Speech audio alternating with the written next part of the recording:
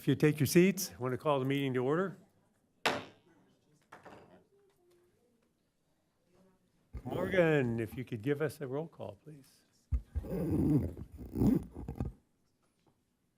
We have Chair Hutchinson, Vice Chair Shade, Commissioner Kreider, Commissioner Delamano, Commissioner Janicek looks to be absent at this time, Commissioner Jennings, Commissioner Corey, Commissioner Miller, Commissioner Pascal. And looks like And we have Commissioner Janicek. just arrived. I also want to welcome Jim Miller, the new commissioner here, who didn't make it to our first meeting, but here we are now, moving forward to our second one. Please stand and we'll have a Pledge of Allegiance. Join me. I pledge allegiance to the flag of the United States of America and to the republic for which it stands, one nation, under God, indivisible, with liberty and justice for all. And we do have one speaker. We do have one speaker. Yes, we do. And Councilman, if you'd like to address us, please.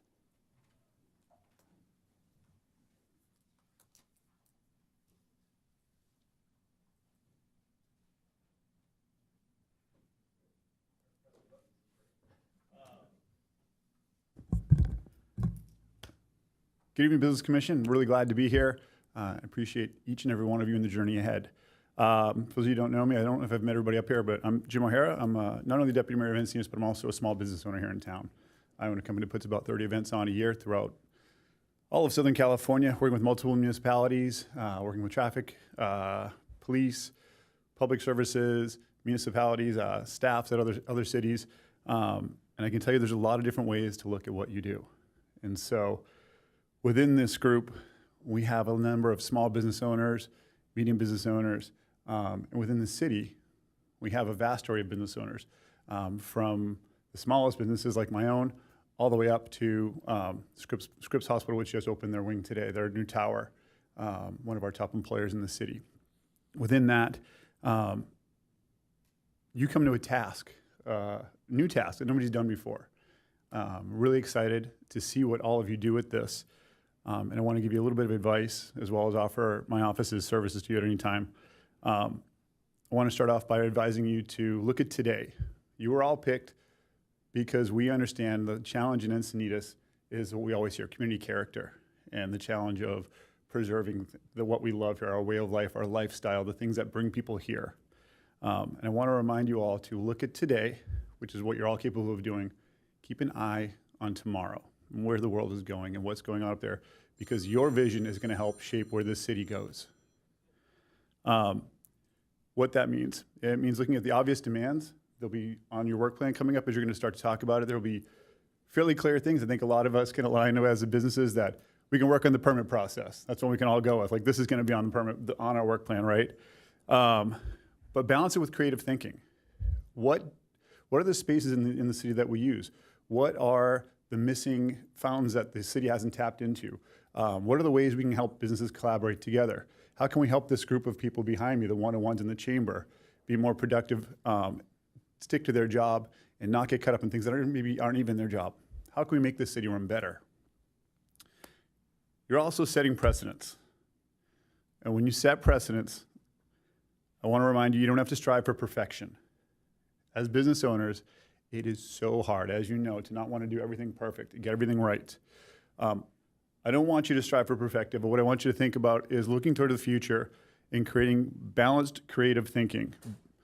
Creative doesn't mean it's out of the box. Creative means putting all the pieces together sometimes. And sometimes it means coming up with new ideas. That's for all of you to decide. Tonight, I think you're going to see 4 presentations from these great organizations behind me. They all do terrific things in our city. They all have different reflections based on their communities and portions of their community they exist in. And I'm going to challenge all of you to take that information, learn about all of it, and come back with one vision. Again, I want to thank you all for being here. I look forward to working with each and every one of you. And on behalf of myself and the city, we thank you for all of your time already. Thank you.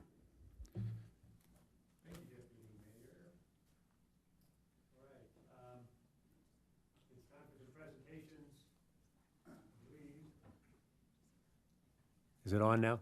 Now it's on. Starting with the first presentation from the Encinitas Chamber. Chairperson Hutchinson, we received our presentations from our economic development partners, and they work very closely in the community, and they will also be presenting together, if that's okay with you. Oh, that's certainly okay with me. Thank you. That's how it's to be done. Okay, we'll wait for our slides to come up. We've worked very hard on them for all of you. Is this what I use?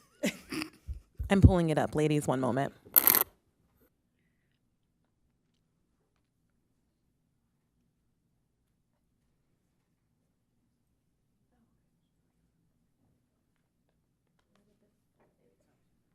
Okay, hi, I am Stacy Riddell. I am the Executive Director for Leucadia 101 Main Street Association. I know most of you, and I met also some of you at our last meeting, and I'm just delighted to be here with all of my cohorts over here. I'm going to start with our basic structure for especially the 101s in particular. We all are part of this other bigger picture. We're Main Streets of America, and that is a national organization, and we're all accredited through them annually. Which includes providing them with financial statistics, revitalization stats, and also the impact that we're making on our communities. And then they tell us we're doing a great job and to keep on going and make sure you do it under these pillars. So the Main Street approach is centered around transformation strategies that articulate a focused, deliberate path towards revitalizing or strengthening a downtown or commercial district economy. So basically, we're talking about economic development. The program's work on transformation strategies are organized around 4 points, and this is nationally recognized and also disseminated through all of the main streets in America. So economic vitality, design, promotion, and organization. And I happen to be on the board of directors for the California Main Street Association, so if you ever need more information about what we do, please reach out to me. You could take this. Hi, my name's Irene Pion. I'm the director of Encinitas 101 Main Street. It sounds kind of loud, sorry. But I'm going to go through a brief history of the 101 Main Streets as well, or in the chambers will do their history as well. Okay, so Encinitas 101 Main Street, formerly known as DEMA, Downtown Encinitas Main Street Association, was founded in 1982. We were later designated just a few years later after that. But what's important about our history is Peter Norby. We like to think of him as our kind of godfather of the 101 Main Streets because he really started it. He joined DEMA in 1997, and he acted with the city's instruction as the Highway 101 coordinator. This is when all of us were under one roof. But obviously during this time, it was decided by DEMA as well as the city of Encinitas that it made more sense for us to segment actually into 3 distinct communities. Now, it was recognized that while the communities are connected geographically, they each possess distinct characteristics that require tailored approaches to economic development, events, beautification, and business advocacy. Now, downtown Encinitas functions as a dense commercial and tourism hub centered around larger scale community events, nightlife, restaurants, and retail activity. Leucadia was founded in 2003, has a more eclectic, arts-driven, laid-back coastal identity with different development and community priorities. For example, streetscape. Cardiff 101 operates with a smaller village atmosphere focused heavily on neighborhood serving businesses, local gathering spaces, and its own coastal culture. They officially became a main street in 2015, but was previously their own chamber of commerce since 1963.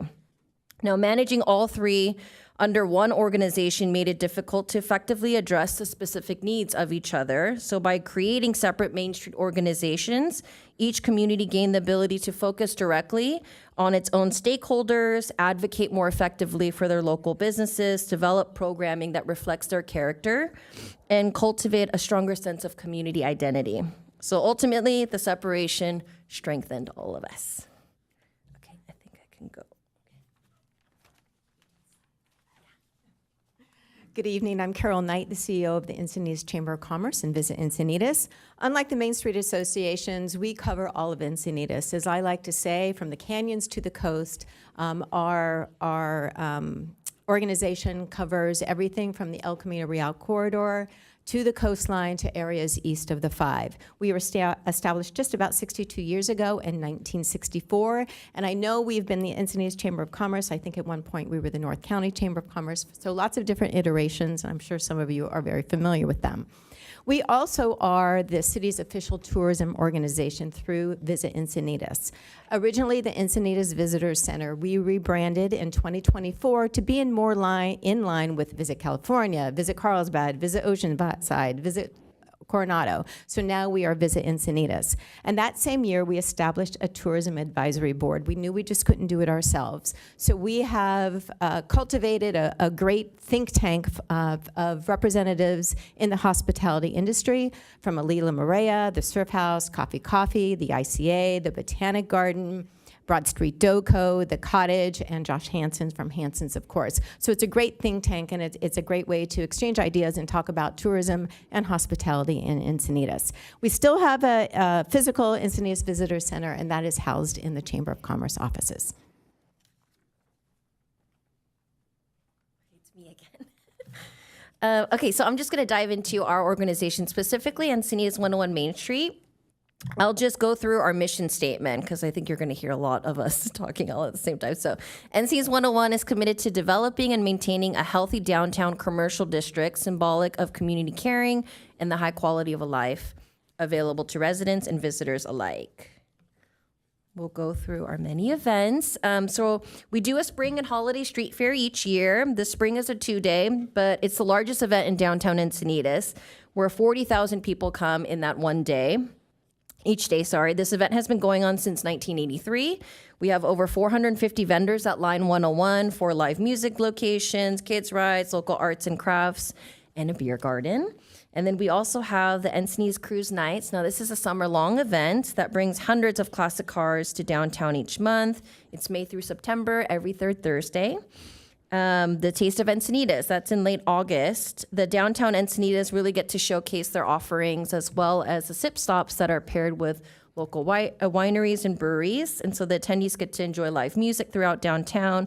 And this event in particular is a business favorite because we hear a lot of the times it's guaranteed hundreds of people through your door.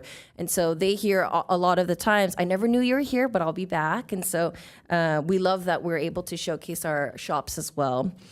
Courtyard Rhythms. Now, this is a fairly new event. We did it for the first time last year, and we hope to continue to do that. This is a weekend live music series in the Lumberyard Courtyard stage. Unlike a high-volume concert series, this is a lot more low-key, mellow, community-friendly performances like jazz and acoustic and folk musicians and things like that. So we really don't want to disrupt the day-to-day operations of the businesses. We just want to elevate the ambience.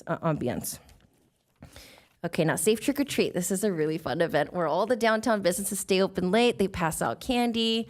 There's thousands of families that come through. We do live music and games in the lumberyard as well for the kids. Shop Small Saturday or Small Business Saturday, you'll hear we work collectively on that event. We market it similarly, but we each have distinct activities that happen in our communities. But it's really just emphasizing the importance of keeping your spending dollars local.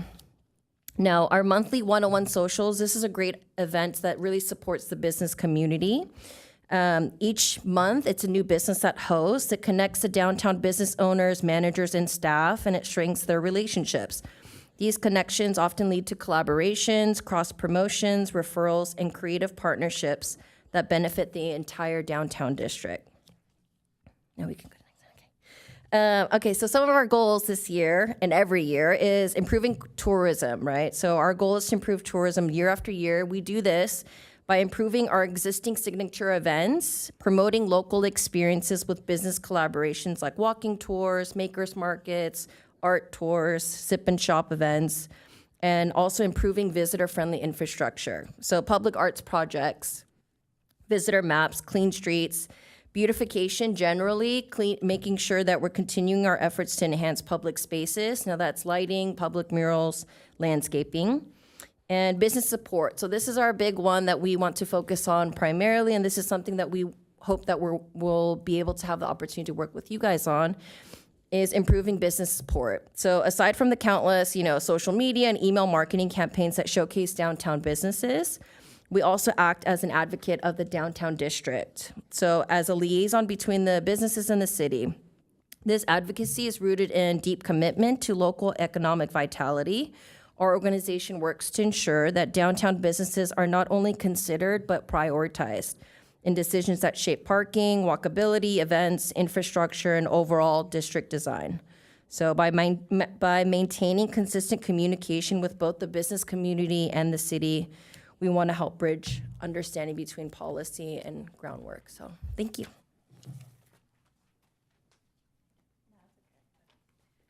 Hi, I'm back. Okay, so we don't have to get too deep in the weeds. A lot of the things that you're going to hear, similar themes, just different locale, right? So we're servicing different needs in our communities, but all kind of under the same guise of working with our small businesses.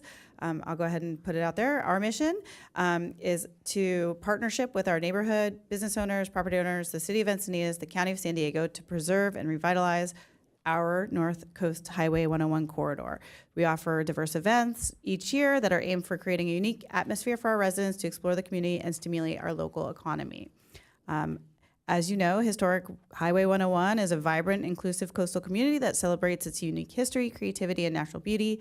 We have a balance of residential, retail, dining, cultural, and civic uses in our corridor. And what we continue to try to do is to steward and advocate and promote economic vitality, historic preservation, and community connection through our partnerships. And of course, that includes thoughtful development and active engagement. Some of our events, the one really cool thing about all of our organizations, we have designed them in a way that they don't happen at the same time, right? So we're spreading out the opportunities for all Encinitans to celebrate Cardiff, Leucadia, Encinitas, and the Chamber has their events as well. So we try to work together, make sure our programming is spread out.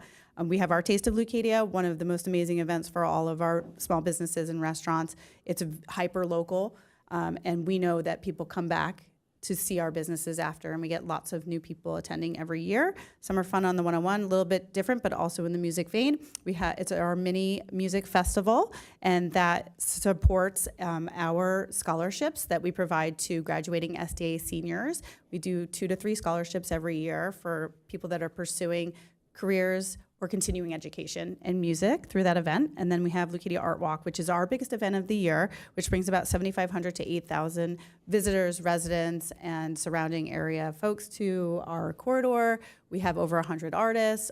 They're fine artists. It's a juried art show, so not everyone gets in. So we like to keep it exclusive to them, but we also charge very little for people to be there. And we know that is something that the artists really appreciate year after year.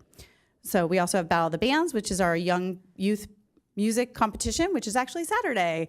So come out if you can. We're going to be over at the Brown Studio next to the USPS over there. And that's the top 3 bands get to participate in other music things that are happening in our community. And we just love it. It's just a wonderful opportunity to bring children out that are really passionate about music. We also support Small Business Saturday, as Irene mentioned, and we partner with our other organizations, and we just offer a little bit different way of celebrating small businesses in our community and try to keep people coming year after year.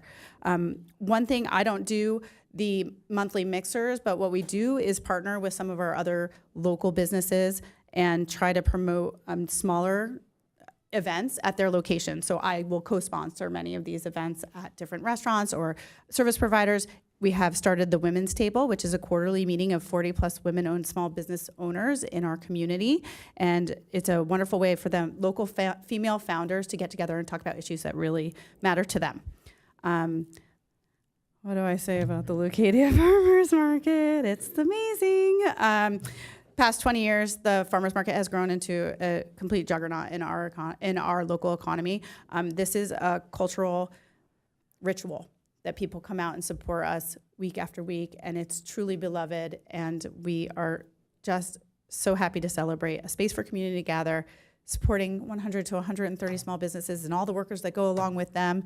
It's an amazing opportunity to wrap in offerings in organic and sustainability and keeping community together, a place for people to gather. So we're really passionate and proud of that. Streetscape. This is a challenge that you guys should probably talk about in some of your meetings. Our businesses are suffering through the north portion of Streetscape. It's been going on for a very long time. It started as a $20 million project.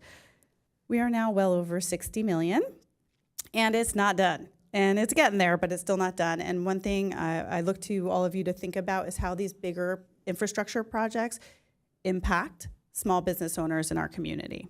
I will not get too deep into that. Some of our goals, similar to Irene's, just driving awareness and collaborations, supporting our businesses, same, just whatever we can do to make sure that we're a direct line for businesses if they need resources or they need advocacy, support, and public art, another big opportunity to beautify our community.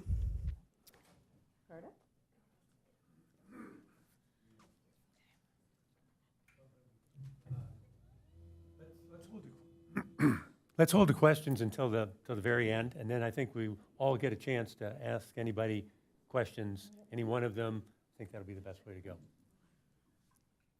Hi, everyone. My name is Allison Wolichowski. I'm the Executive Director of the Cardiff 101 Main Street Association. And our mission is very similar. We are dedicated to strengthening the community of Cardiff by the Sea for our residents and visitors alike. In the images that you'll see, we have the Guild, which is one of our historic buildings. And that's one of the things that wasn't mentioned before, but to be a Main Street association, we have to have historical buildings in our community. So this is one that was created, and it was the hotel right next to the train station. And as you can see at the top image, we have our branding guide, and that is something that we were able to put last year working with the city of Encinitas to kind of brand the entrances and exits out of Cardiff. So our vision is to provide attractive entrances, to provide secure and safe and healthy environments, and to promote a walkable community. Our events, and I'll be brief, but obviously we also have a Cardiff Farmers Market. We are 3 years old, so I like to think of farmers markets as people. We're little, but we're getting bigger each year. What is really special about this market is we do offer opportunities, I can say, for people in our community who are business owners who want to get out there and be visible and noticed, and we are providing opportunities for our local entrepreneurs where they are and then where they go. So it is nice to see Brandon here, who was at our farmers market for many weeks promoting his brick and mortar. Sad to see him go, but so excited that we now can say, oh yeah, they're right over there next to the Gap.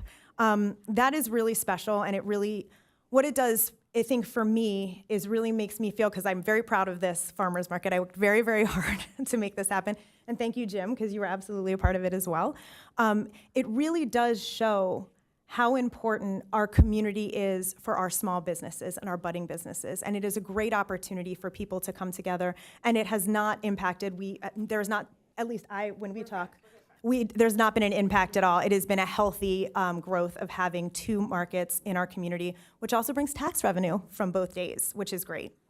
The Taste of Cardiff is, a very similar event, and we're right in between Leucadia's and Encinitas's. We had ours on May 7th. It is a great event, and people become members of our organization.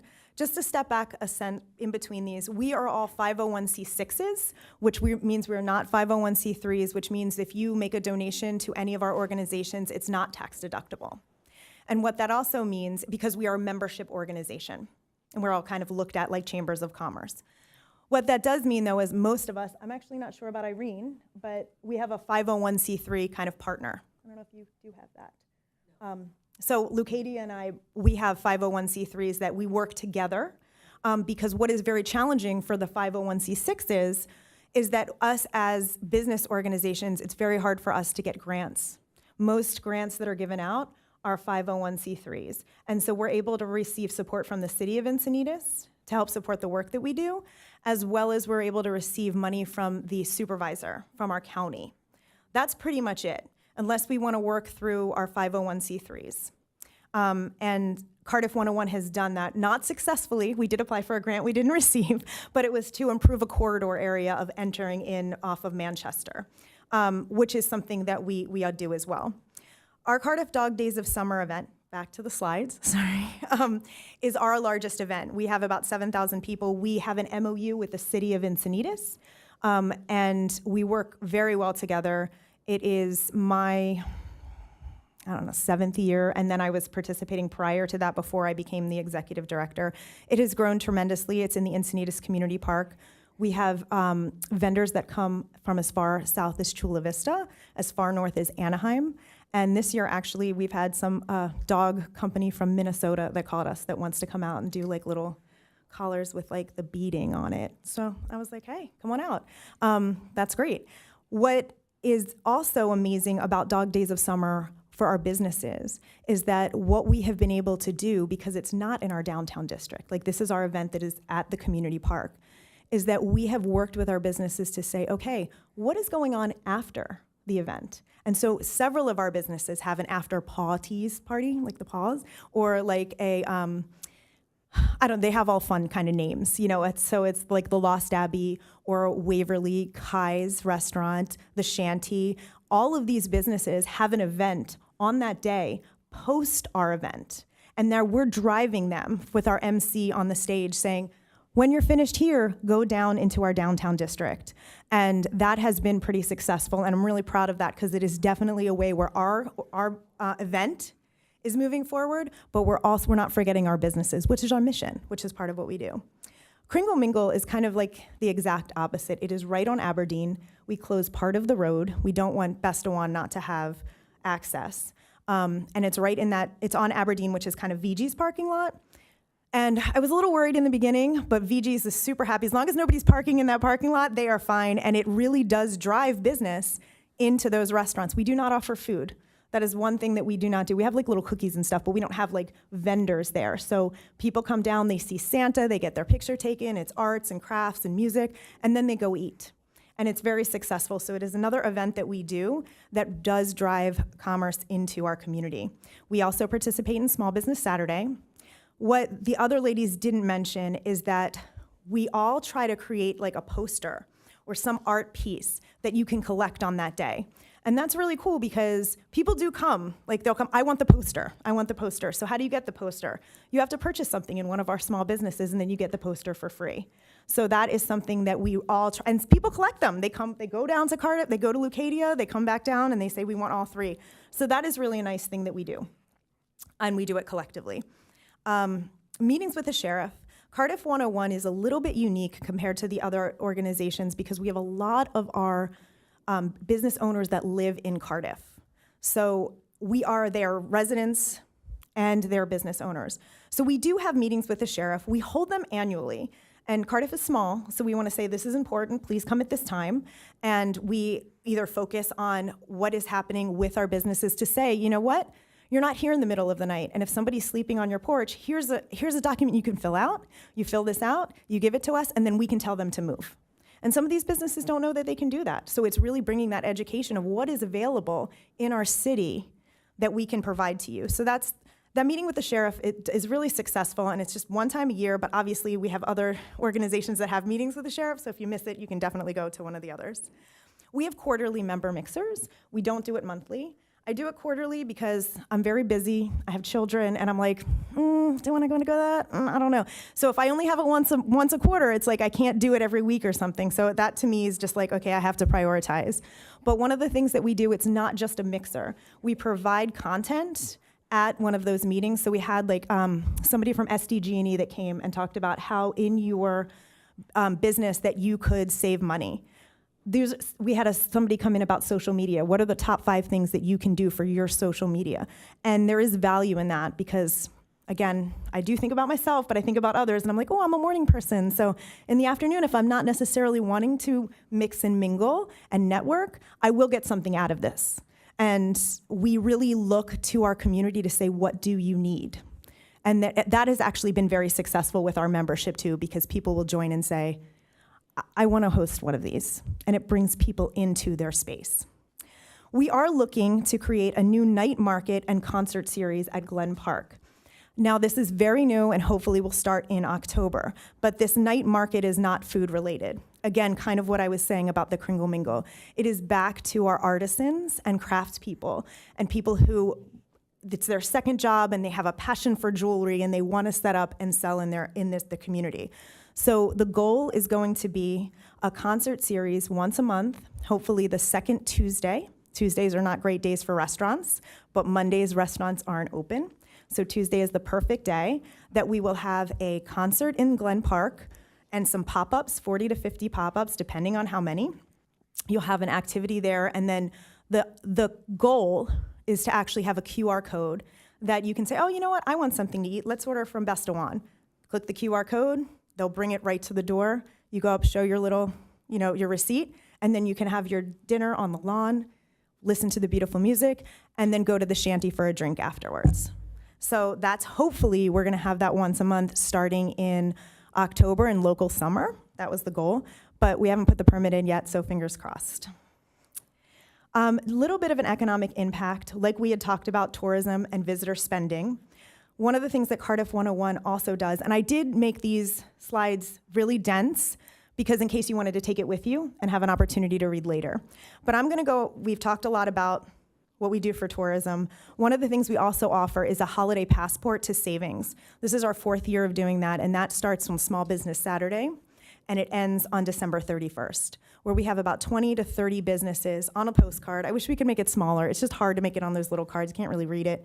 And it offers you different savings opportunities in your local businesses. So we give them out on Small Business Saturday, we offer them every week at the farmer's market, and we offer them at Kringle Mingle, at the library, Cal Coast Credit Union. We don't offer it in the businesses that are offering the discount because you want them to go to that business. You don't want them to find it there. And that is something that has been successful, even if the business per se isn't necessarily like, if the Cardiff Surf Company is only had 4 people come in, they had people come in afterwards and say, oh, I forgot to bring that thing in. So it's building up, and I think it is a valuable resource that we provide to our businesses.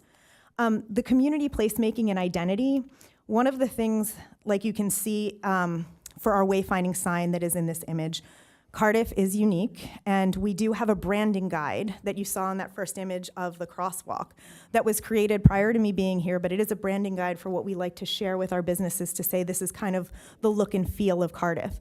It was created and oversaw by our design committee because, like Stacy had said, we have several committees: economic development, design, organization, and promotion. We also have a Cardiff Town Council, and we have a farmers market committee. So they really worked hard to create this branding guide that we try to use throughout the look of Cardiff. But we also have the license, we own the license to the Magic Carpet Ride statue, and that is a way for us to bring passive income in. And one of the things when we talk about community placemaking and identity, I'm originally from the East Coast, and I come from, I would say, Baltimore. I'd wear the Orioles or the Ravens, maybe something when I was in high school, but I have like a million Cardiff shirts, right?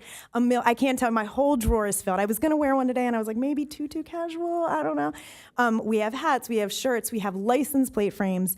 We really do work hard to create the identity of this community. And we do use the kook in that for definitely shirts and books and hats and everything. So that is something that I think is really special to our community. We are very proud of Cardiff by the Sea.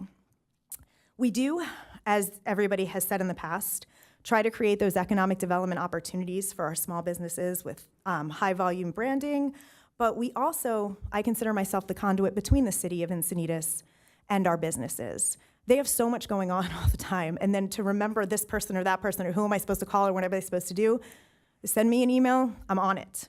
Or it's an opportunity with what Delilah is doing for these rave business visits, where you have an opportunity to sit down and meet with the mayor or staff, and they look to us as a resource of who should we go to, who do we need to talk to, and that I think is very important. That shows like we are in the know of who needs to be seen, who has something that has an issue that we can potentially bring to the forefront of the city's agenda. Partnership and economic leverage. I would say that one of the things, in addition to our businesses, is, and I mentioned our committees, is our volunteer engagement. And I think that that is something that really is very important. All of our board is made up of volunteers, and all of our board either has to have a business in Cardiff, has to have a business that works in Cardiff, or has to live in Cardiff. And I think through these partnerships, it spreads. Where I'll have a business that says, you're new, you need to go talk to Cardiff 101. They're going to help you. And I think that is something that it's hard to replicate, really, without the main streets, to really have those people to support you. And the chamber. Sorry, Carol. Beautification is part of what we do. Like I said, there's a historical component. So we have worked with the city to help with the streetscape improvement. Again, this is really the design committee, which is made up of like landscape architects and civil engineers. And it's a fascinating committee to go to. And you're like, that is so cool. And I understand nothing, kind of, I mean, I'm getting there. But it's like they talk in this language that I'm like, I don't even know what you're saying. But it really makes a big difference. And so they have, the streetscape improvements is like the initiatives that you can see here. The Cardiff by the Sea sign was something in 2021, which was falling apart. And I was like, well, who owns that? And they were like, well, Cardiff 101 owns that. So we have to fix this and we have to beautify it and make it better. We do the murals on the walls, and this was one of my favorite utility boxes. As you know, accessibility, we help to support the infrastructure. We helped to create one of the crosswalks. We helped this last year with an ADA compliant parking space that was the only one in Cardiff that is not at a park. And the retaining wall that is kind of like that you see if you're at Cardiff Reef and you turn around and you see the wall and it kind of looks like it's seaweed on there. Apparently there was supposed to be a whole different design. It was supposed to be horrible. The design committee was like, nope, we cannot have this. They worked hard with the Arts Commission. They came up with a design. The same thing with the San Alejo Corridor Conceptual Master Plan. This was way before my time, but it was when the Quiet Zone was created. That Cardiff 101 does work with the city on these things. And the Birmingham Streetscape Project is there, but that's a long way away, so we're not going to talk about that one. And thank you so much for listening to me.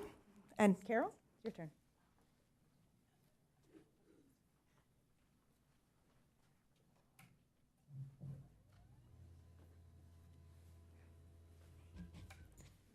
All right. All right, our mission is a little bit different than the Main Street Associations. For more than 60 years, the Encinitas Chamber's mission has been to advocate and promote a healthy and prosperous business environment, which improves and preserves the quality of life in the Encinitas community. Our vision is to create an economically vibrant Encinitas where businesses thrive, partnerships strengthen community life, and opportunity for all. We do a lot of things at the Chamber of Commerce. We are a membership-driven organization. We have 325 members and growing. And that member base, we provide networking opportunities, professional development, business support, and community exposure. And I'll go into those a little bit. We don't do as many events as the 101 associations, but we do have some core events that we do. We provide an expo. Actually, this year will be 2 expos, free and open to the public up at the community center. This gives our local businesses and North County businesses. The Encinitas Chamber of Commerce, you don't have to live in Encinitas or have a business in Encinitas. We have San Marcos members, we have Carlsbad members, and we also have Solana Beach members. So our expos give a great opportunity for our local businesses to connect directly with our residents. So we have a senior expo and a health and wellness expo. We also have State of the City. Some of you probably were there last month, and that's a great opportunity, I think the only opportunity in Encinitas, where we have our elected officials, we have our community leaders, we have our nonprofits, we have our 101 associations, we have the chambers, and we have residents there to really connect. I think the mayor said it was a bit of a party. And also an opportunity, because we don't have a taste, an opportunity for our local restaurants to sample, and again, driving business back to their brick and mortars. We also pride ourselves on Salute to Education. We just completed our 29th annual Salute to Education, where we recognize students and teachers in both the public and private schools here in Encinitas with an evening event.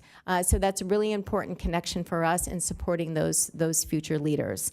And of course, we have Oktoberfest. That's at the end of September, where we bring in about 10,000 people one day off El Camino Real. And like the 101 Main Streets, we do a Shop Local campaign as well, kicking off the Saturday after Thanksgiving, running through Christmas.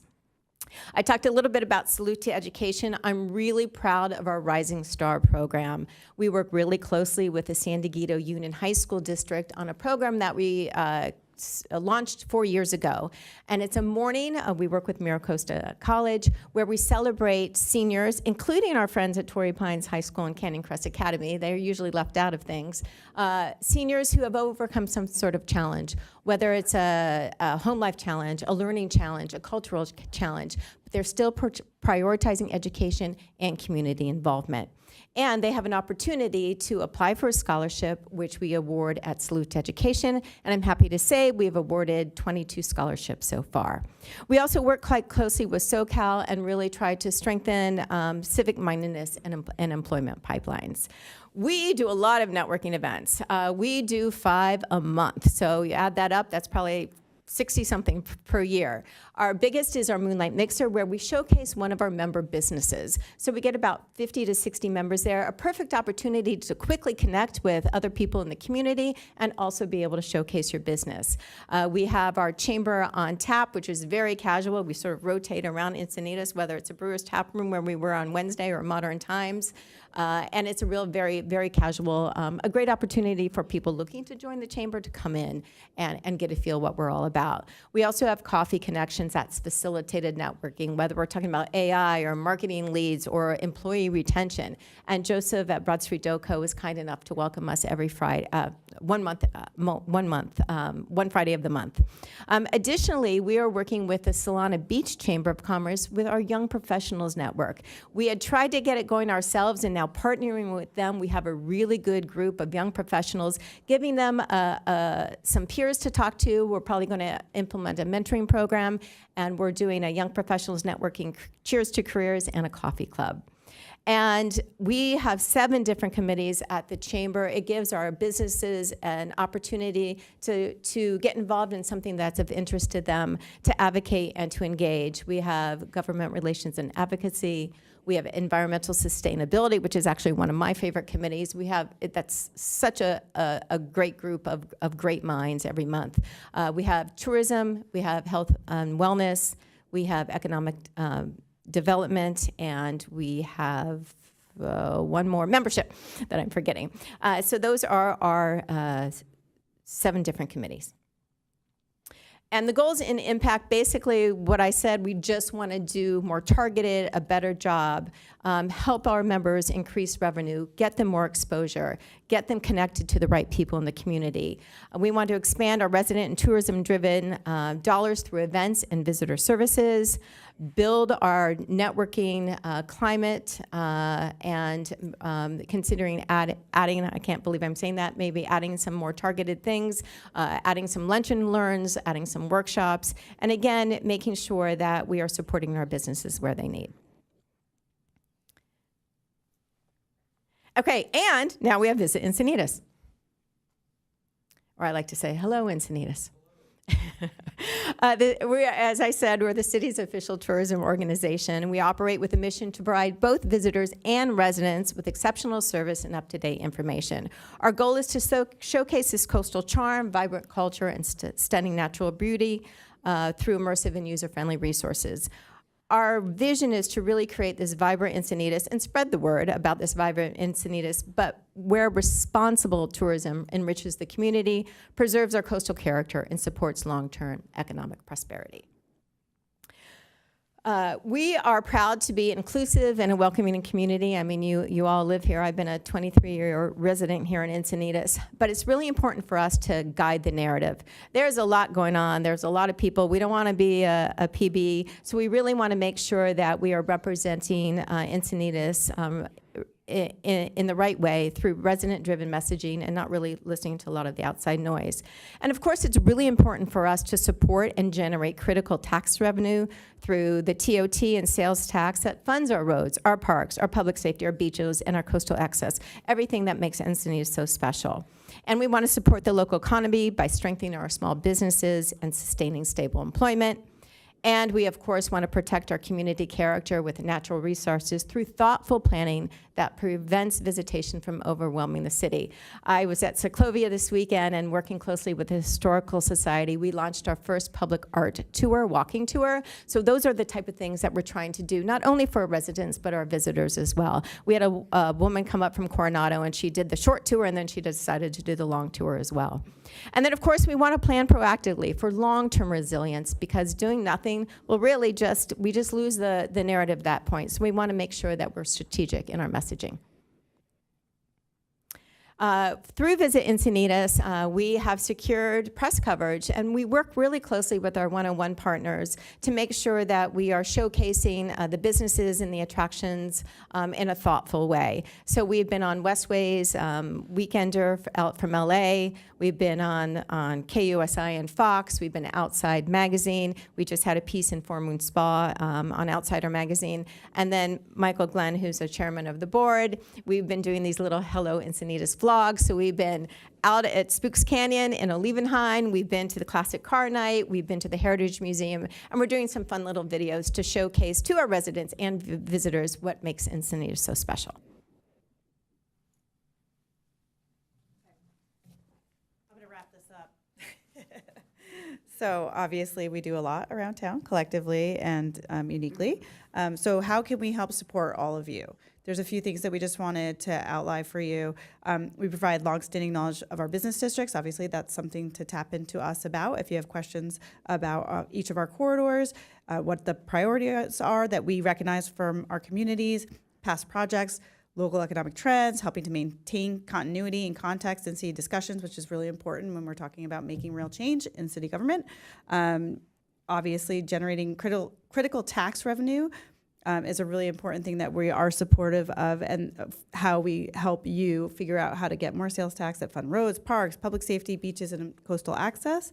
We are your collaborative partners in this journey, and we often are working with city staff. We're here all the time, different community organizations and nonprofits, public safety agencies. We have lots of volunteers all over town that we can help you tap into as needed, especially if we're talking about doing workshops or anything of that nature. We also help foster collaborative solutions. So anything you guys want to get us out into the communities, into our unique communities, that's what we're here for, to help you do that. We also have such great relationships with all of our local businesses, and I think that's something you guys should lean on us for. We also have great relationships with property owners and residents, vendors, you name it, community stakeholders left and right. We also have been collecting data. A lot of our organizations are over 20 years old. We have a lot to offer in that capacity. We have done surveys, we have data. We're constantly evaluating our offerings to our community. And so we can help conduct surveys if you need, workshops, identify emerging issues and concerns that we're hearing about, if that's something you want to lean on. We have information on vacancies, foot traffic, permitting issues, and safety concerns. And we also are here to provide industry-specific feedback to you as well, and help you guys make good recommendations that the city can actually put in place. So that wraps it up for us. You guys have any questions? That was a lot. Thank you very much. I think those were very good presentations. I'm sure some people have questions. I think the best way to do it is I'll start with Vice Chair Shade. He can ask questions, and then we'll just go down the line and see how that goes. Great. Thank you guys for presenting. It was eye-opening, really, to see it all in one place. In my head, I was like, how do we take all that information, condense it, and you guys do a great job telling the story here. Love to let the public see all of the stuff that is going on. I know they see it because they see the signs, but man, that's a tremendous amount. So kudos to you. Question for, who was it? Oh, it was Stacy, I believe. You mentioned something about the farmers market having 130 small business owners in one spot. Is that all local, or is that a mix of local businesses in Encinitas and outside of Encinitas? A lot of our vendors are local or hyper-local. So we are looking at, we want San Diego County growers. We want to make sure that all of our vendors are local or local enough to commute easily to location, because it's a lot to bring in all of your wares. And also we want them to feel that connected tissue between their patrons and the actual vendors themselves. I think that's an important thing to note. Many of our vendors are local. It's difficult to say no to the amount of people that are always inquiring to get into the market. So we try to really curate the best of the best, and I think we've done that over the last 20 years. So. Okay, Commissioner Kreider. Hello. Thank you so much for all of that information. And this is kind of a question for any of you.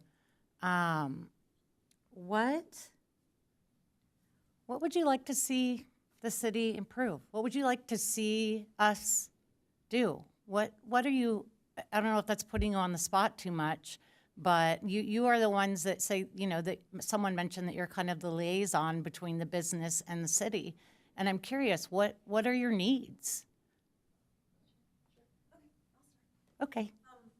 I think one of the things that is helpful kind of in the importance of understanding the difference between our organizations is one of the main focuses that our restaurants specifically have been concerned about is the post-COVID outdoor dining situation, right? What is that going to look like and what does that mean?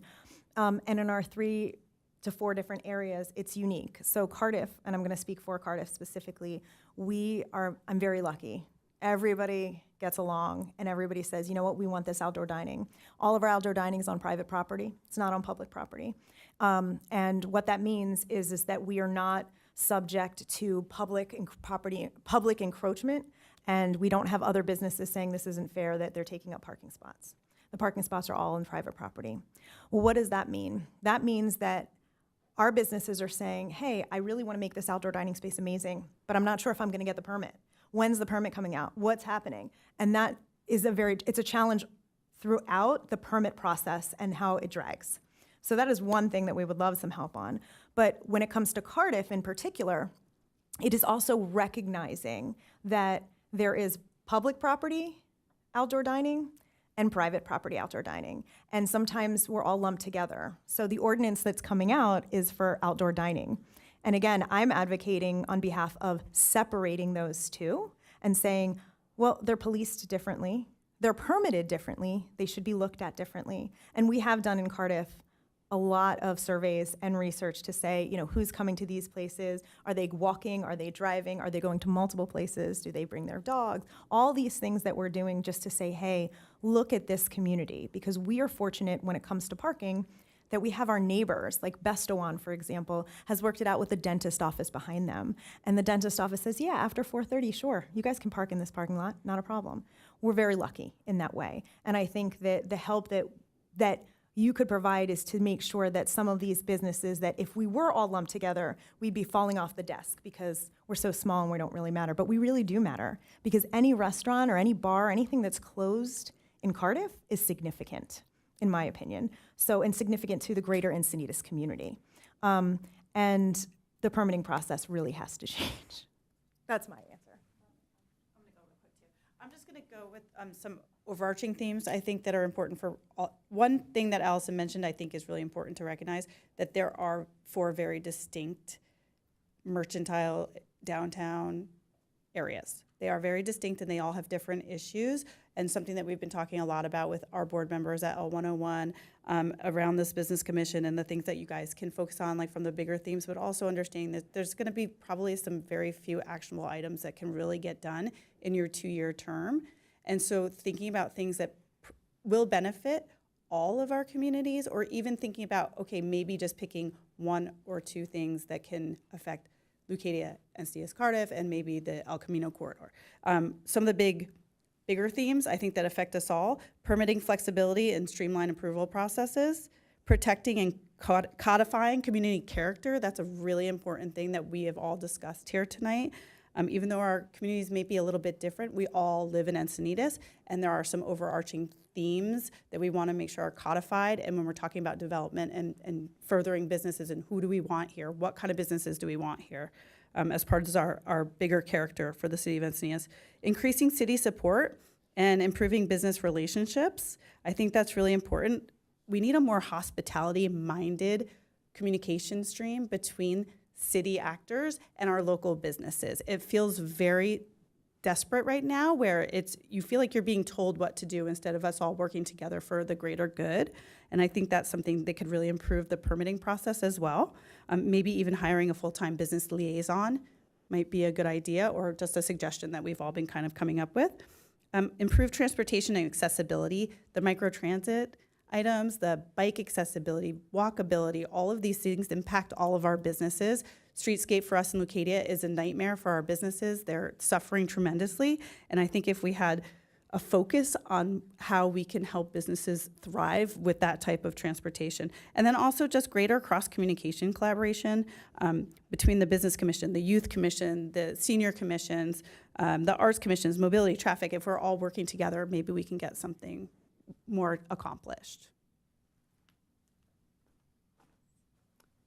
Thank you. Any other questions there, Commissioner Kreider? You good? And let's move on to Commissioner Delamano. Thank you for the presentations. Questions. I do want to say the Encinitas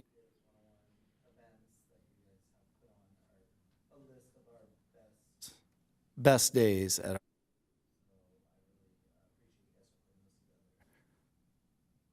and they are very successful. All right, Commissioner Janicek. Yeah, no questions at this time, but thank you all for everything that you do, the hard work, the effort, the coordination. It does not go unseen by the businesses that we own and that our neighbors own. So thank you so much for what you do, and we will definitely take your lead and try to get some stuff done up here in this next 2 years. Commissioner Jennings.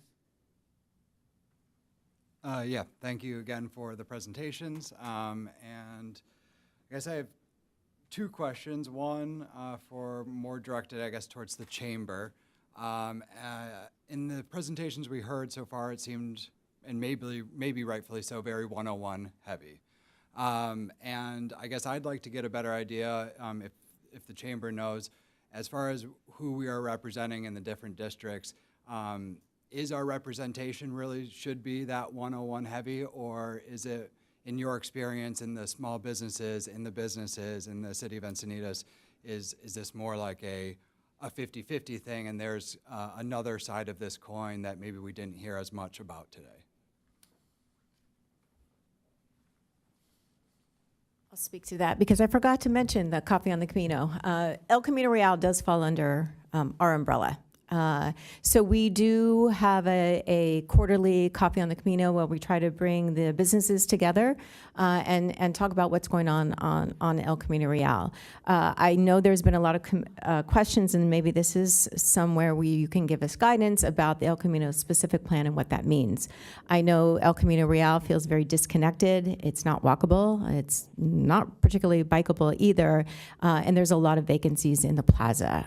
So I also know that because we have the big box stores, that a lot of the tax revenue is coming from El Camino. So I really would like to see more of a 50-50 or a 60-40. Obviously, we have our 101s, but I think there needs to be some emphasis on El Camino Real. I'd just like to add to that. It seems to me that the 101s, you have to have a historic building. And I don't think there's going to be an historic building on El Camino Real. But I'm still wondering if maybe somehow there could be something created similar to the 101 associations, so that the El Camino Real, so it's not just reliant on the chamber, but another whole partner.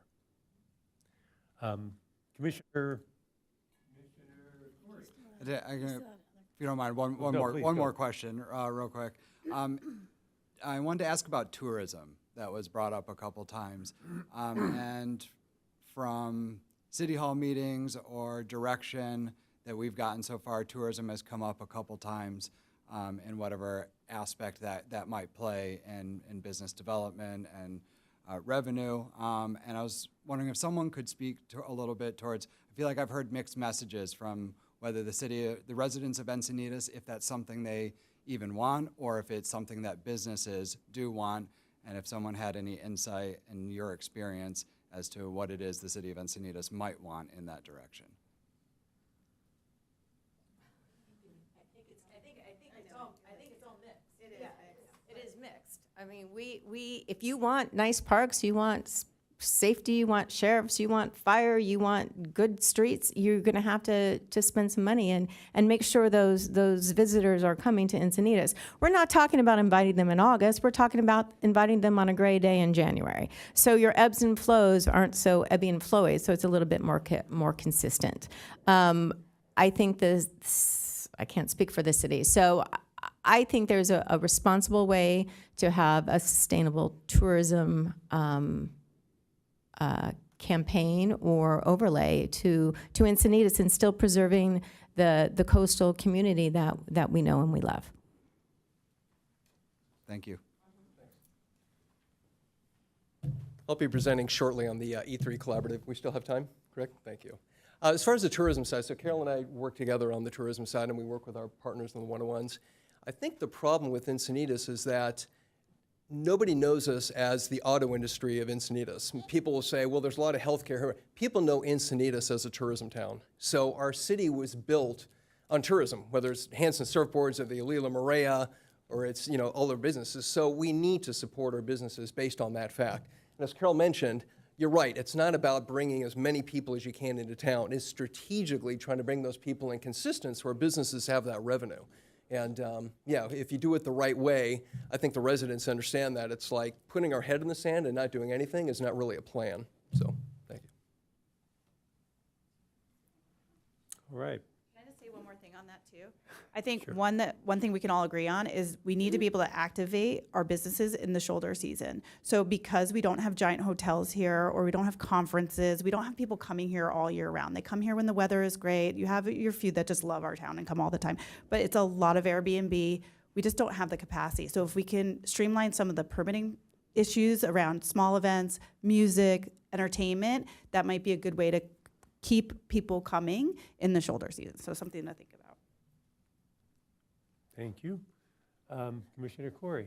It's kind of what I wanted to ask. Was you all presented a lot of amazing events. I go to a lot of them because I have a lot of small children.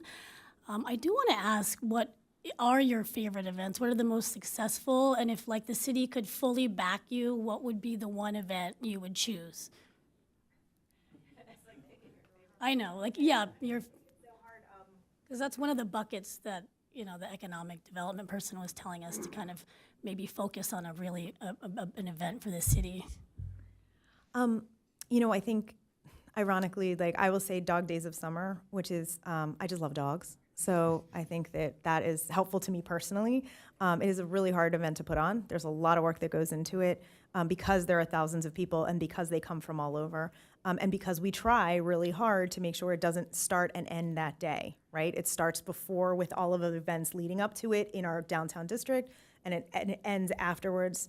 But what I think the consistency of the farmers market for me is something that I actually really love. I was super stressed, to be honest with you, when I was working on creating this, and I was like, oh my God, I'm gonna work 6 days a week and I'm not gonna have a day off. And it just, you become part of a community. And we see that actually like on when we have different events at the farmers market, when we say like, you know what, let's try to do something for social media. Would you consider donating something? And every vendor is like, yes, absolutely, I want to help to support this community. Or people say things like, you gave us a chance. You know, we're the smaller farmers market, so we have space to give and to welcome different vendors in. And I think that community kind of reaches out to me as one of my favorite events, even though it's a weekly thing and we do it 51 times a year. It is something that I feel like that continuous, like, of people keep coming and they make it part of their day. It's like, okay, you know what? I was in here, but let me go to Seaside Market because I really wanted this French cheese that I can't get at this farmer's market. And then they're gonna go down there. Or let me stop here before I'm going to the beach. And after the beach, I'm gonna go down to like one of the other, like Fowler's shop. I hope that's helpful. But they're very hard, and sometimes it's nice when they're done because you're like, okay, this breath. But I think all of the events, speaking for Cardiff, like Kringle Mingle is awesome because it's a great opportunity for our hyper-local residents to come together, which, you know, they just, I don't know.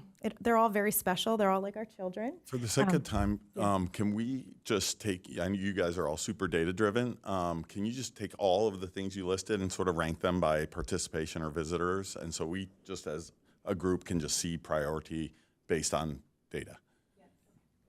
Well, I mean, do you want to do it like we But- do it collectively, or you want us to send you that? Or you want Yes, send it, I think. So we just know visitors or attendees per event would be helpful for me. I had it on my to give notes. you an idea? Like, we can tell you that Irene's street fairs obviously bring in the biggest numbers, a lot of people from out of town. And then you can drill down from there. I'd say Art Walk is probably the next biggest singular event, with Oktoberfest in the same vein, and Dog Days of Summer. So those are like the big ones. events for And that's all of us. excluding And then- farmers markets. Yes, Yeah. and then obviously the farmers markets are that's a whole different beast. But also with the tastes that we have, those are really our only fundraisers. I mean, Irene, obviously she has, our farmers market raises funds for us, operationally speaking. I think Carol has the hardest time as far as fundraising goes with her events. And then I think with your street fairs, that really helps your bottom line as well. But so it's like, it literally is like, for us, all our money is raised at our taste, and the tastes are such a great way to showcase. So it's hard because like those are the biggest events, but which ones are the most impactful? So. Thank you. So just to be clear, so Vice Chair Shade just interjected. If anybody else has anything that they would like to interject, raise your hand. I think normally there will be something on the computer that we'll be able to see, and I'd be able to call on you. But if you have anything else that you want to say outside of the way we're going. All right? So now, Commissioner Miller. Great presentations. That's fantastic, actually. Learning curve is going to be off the chart for us, but definitely for me. I literally have 25 questions, but I'm going to limit it to 4. Simple ones first. How many businesses are there in Encinitas? Not demographic or size, just in general, how many businesses?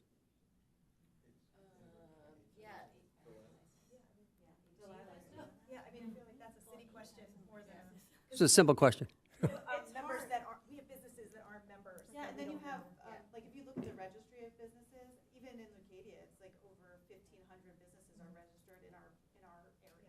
Okay. And they're not So- Airbnbs, and they're home-based businesses, and they're people that own multiple properties. So it's- Hold it. If we're going to speak, we've got to come up to the microphone, please. Yeah, I guess the question Irene was about to say, which I'll just follow up on. So there's like a difference between the businesses that are registered to do business here in the town of Encinitas and how that breaks up per area. And then there's the brick and mortars that are in our corridors, and then in the El Camino Real corridor as well. So to wrap our heads around, over the course of 12 months, to wrap our heads around the types of businesses, the sizes of the businesses, the diversity of the businesses, how do we do that? So I feel like we can definitely provide you with some data. I don't have those answers off the top of my head because I work in my portion, right, like my corridor. And I think the rest of us can say the same, but we could put something together that might be really helpful to break that out among. That'd be great. Yeah. And the city should be able to provide you with these things. I mean, everybody is supposed to have a business license in the city of Encinitas, and all that information, all that data should be had by the city, so they'll be able to tell you what the business is, how it's categorized, where it's located.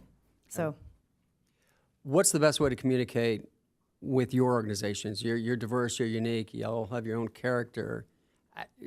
Two-part question. How do you guys communicate together, and are you competitive with each other, or are you conjoined at the hip? How does it work amongst you all? Yeah, we should all just come up together and share the mic. We meet monthly at an economic development work group here with the city of Encinitas. So we sit with staff, and it's the 101s, the chamber, and the E3 collaborative, and that's a monthly meeting that we all attend. We are very open with communication. We're always texting, calling, emailing one another, so we are close like that. We trust each other. We are not in competition, but there is a competing pool of funds, right, that we all need to do our jobs to support staff, administration, all of that. And that is something that we don't look at each other as competitors, but we're all competing for the, different buckets of the same money, basically. Gotcha. I'll just say something, too, to answer that question. There was prepared by San Diego North Economic Development Council, City of Encinitas Economic Overview, which was presented to City Council 2 months ago, I believe it was. Anyway, that is something that you could perhaps get a hold of. Do all the commissioners have that? Do you know, Delilah? I emailed it in our initial Yeah, I thought communications so. with each other. Yeah. However, it's also attached in one of our agenda reports for the March 27th council meeting. But Commissioner Miller, I can make sure that you get that document so you can review it. Yeah. Thank you. Yeah, there's a lot of good information in that. Okay. I'm the newest member, so this is today's the first meeting. Last question. So Carlsbad, Solana Beach, Del Mar, what's the interaction with the neighboring organizations similar to yours, whether it's the Chamber or 101? Is it friendly? Do you guys work together, or is it also competitive? From a chamber perspective, I meet with the neighboring CEOs every month for breakfast. And it's a great place to exchange ideas, talk about challenges. We've laughed, we've cried. So it really is a collaborative, and there's nothing new. The Rising Star program actually came from Temecula, and then Vista did it, and then Oceanside did it, and we decided to implement it as well. So we are always, from the chamber, we are always, all the way up from San Clemente and Fallbrook, we are very collaborative and share ideas and challenges and expertise as much as we can. Great. So regarding the main streets, we do have, like we said in our first kind of slide, the California Main Street. And so it's a network of all the California main streets. We have an annual conference that we attend. We also have monthly check-ins with California Main Streets that everybody attends via Zoom. And so it's all about information sharing, networking, but also just sharing about, what are the things that are working in your town? What are the things that you're facing, and how can we be prepared for that? What are your solutions for that? We also have the Coastal Five, which is Solana Beach, Carlsbad, Del Mar, and then us three as well. So we definitely maintain contact consistently to learn from each other. So last question. On a communication basis for the commission going forward, is it one-off ideas and suggestions or concerns or just general education from you? Is it a group chat, or do we email you individually? Well, what's the best? Just keeping us all together on one thread, I think is probably best, because depending on what topic you guys are tackling, we can kind of each pitch in and jump in when we need to, depending on if it affects our district or if we have any ideas or solutions for you guys to consider. So. Great, thank you. Thank you. All right. Lastly, Commissioner Pascal. Thank you, Mr. Chairman. And echoing the other commissioners, thank you for a job well done. I thought the presentations were thorough, organized, and very informative for all of us who don't know anything at this point. As by way of a statement, I find it very encouraging that you've identified the silos that you live in and are approaching them yourselves. I think that's wonderful, and you seem to have an overreaching umbrella in terms of the chamber. So I think that's all great, and it looks like there's great communication. So I'm very happy to hear that and applaud you for that. I really only have one question. That's for Carol Knight of the chamber, and it has to do with the term you use. You use responsible tourism. Could you please define that for me?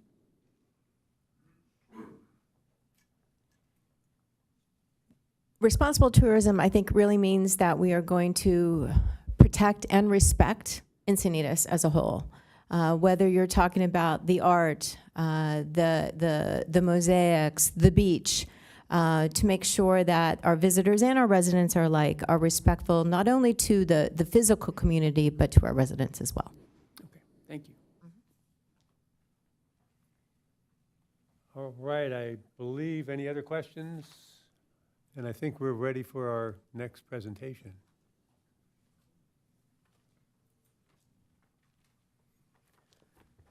Thank you very much.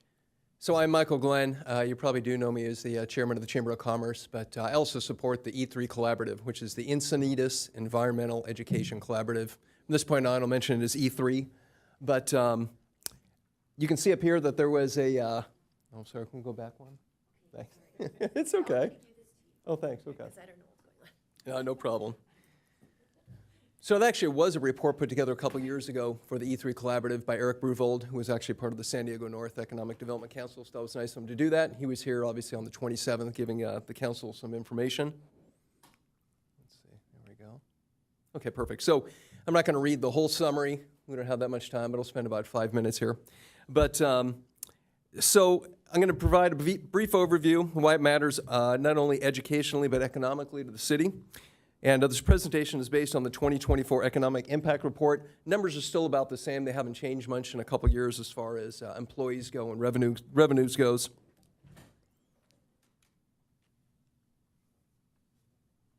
The next one comes up. No, let's see. There we go. So, the E3 Collaborative is a voluntary partnership among several nonprofit and public institutions in the Saxony Quail Gardens neighborhood. Enriching the quality of life for thousands of Encinitas and North County residents, the organization contributes not only to North County's social and philanthropic ecosystem, but also makes a significant contribution to the regional economy. The group is formed because of their synergies with the goals of strengthening the business community, and we're different than the one-to-ones in the chambers because we don't raise funds to support our initiatives. So, the collaborative supports over 1,000 direct jobs, an additional 357 jobs through indirect and induced economic impacts, $145 million in total economic activity, nearly the same as Comic-Con, and over $40 million in total tax revenue at the local, state, and federal level.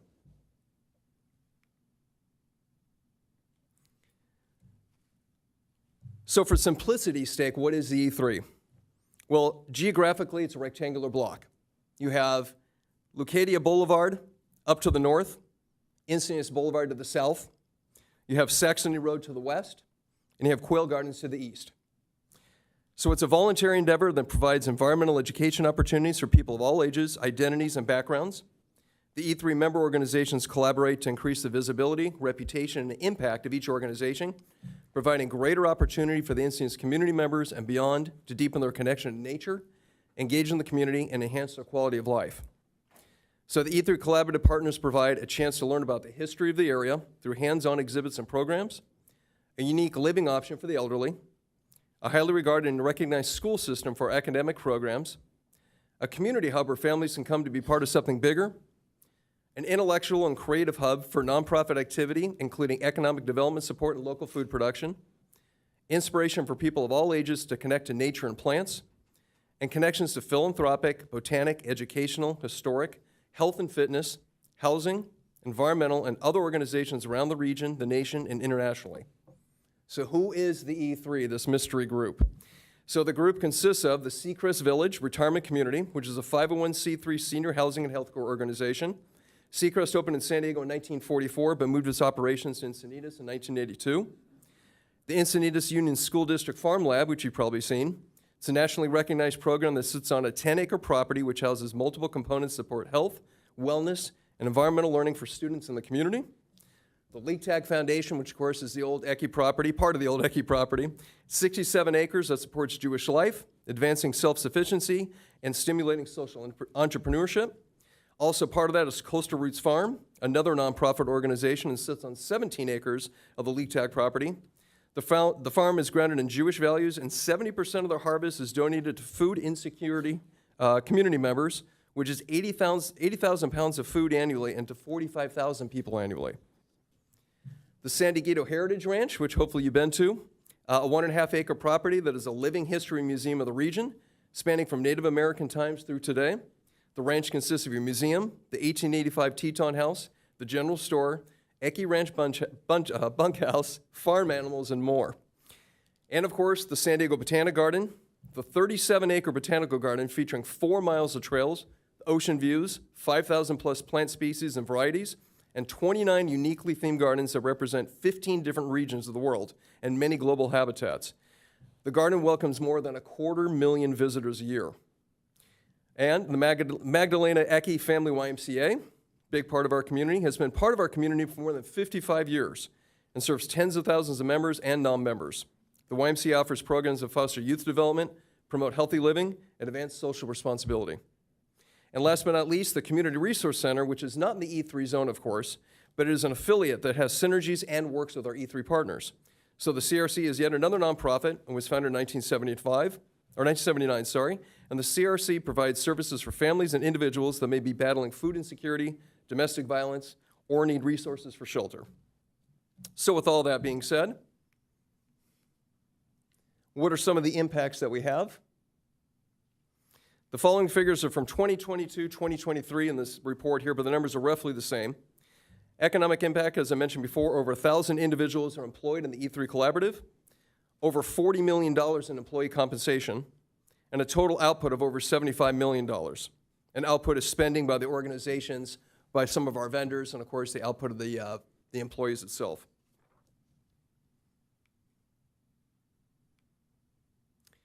And the revenue impacts, the fiscal impacts from taxes on employees, compensation, and the spending of wages on taxable goods, which is total direct, indirect, and induced impacts to the E3, is $4 million in San Diego County, $9.7 million in the state, and over $26 million on the federal level. And other impacts besides just the monetary value is community well-being and education, of course. The E3 hosted almost 750,000 visitors and patrons as of 2022. Of that, over 50,000 were school children and 100,000 were seniors. Served 50 low-income seniors with housing and continuing care. Provide the largest licensed essential child care in Encinitas. Provides 10,000 military discounts to visitors. And has more than 5,000 plants, as I mentioned before, in the botanical garden.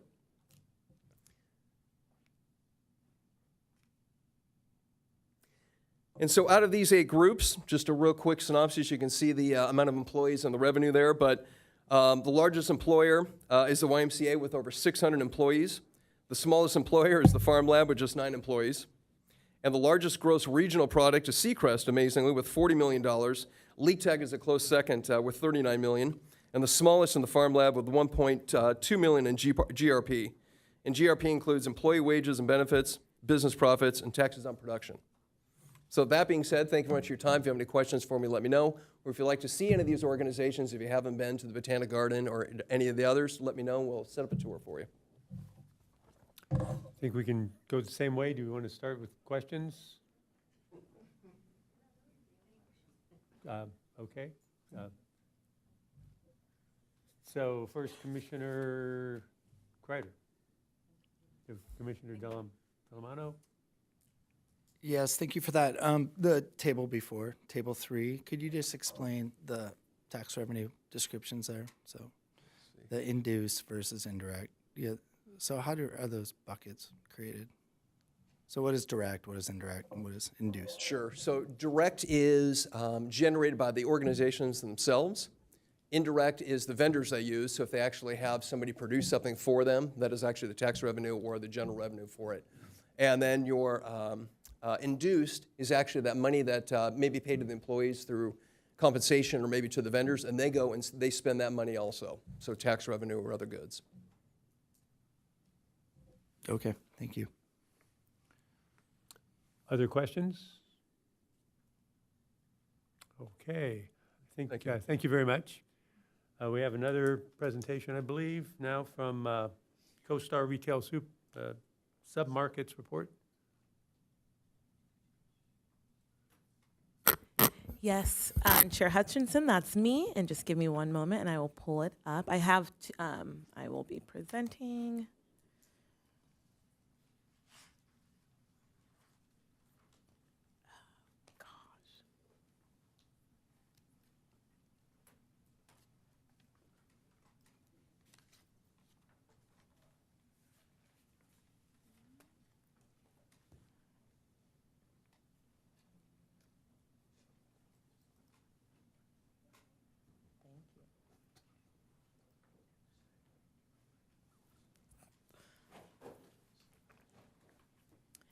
Thank you so much for your time, Commissioner or Chair Hutchinson. Today, I will be presenting some data that I've put together from this software that the city subscribes to called CoStar. For those of you who aren't familiar with it, CoStar is the leading provider of commercial real estate data, information, trends, not just on lease and sale opportunities, but inventory, forecasting, buyers and sellers for pretty much globally. So they have data that we get to access. So the city pays a monthly subscription for that, and it provides us a license. So none of this information is my own. I got it all sourced from CoStar. So one of the questions that we were asked when we first met at our inaugural meeting last month was for staff to come back with a detailed description of the total inventory, commercial real estate inventory for the city of Encinitas. So our first slide breaks that down. We're going to classify or categorize our real estate inventory into 3 buckets. We're going to have retail, office, and industrial for the sake of this conversation, and we'll only focus on those 3 throughout this presentation.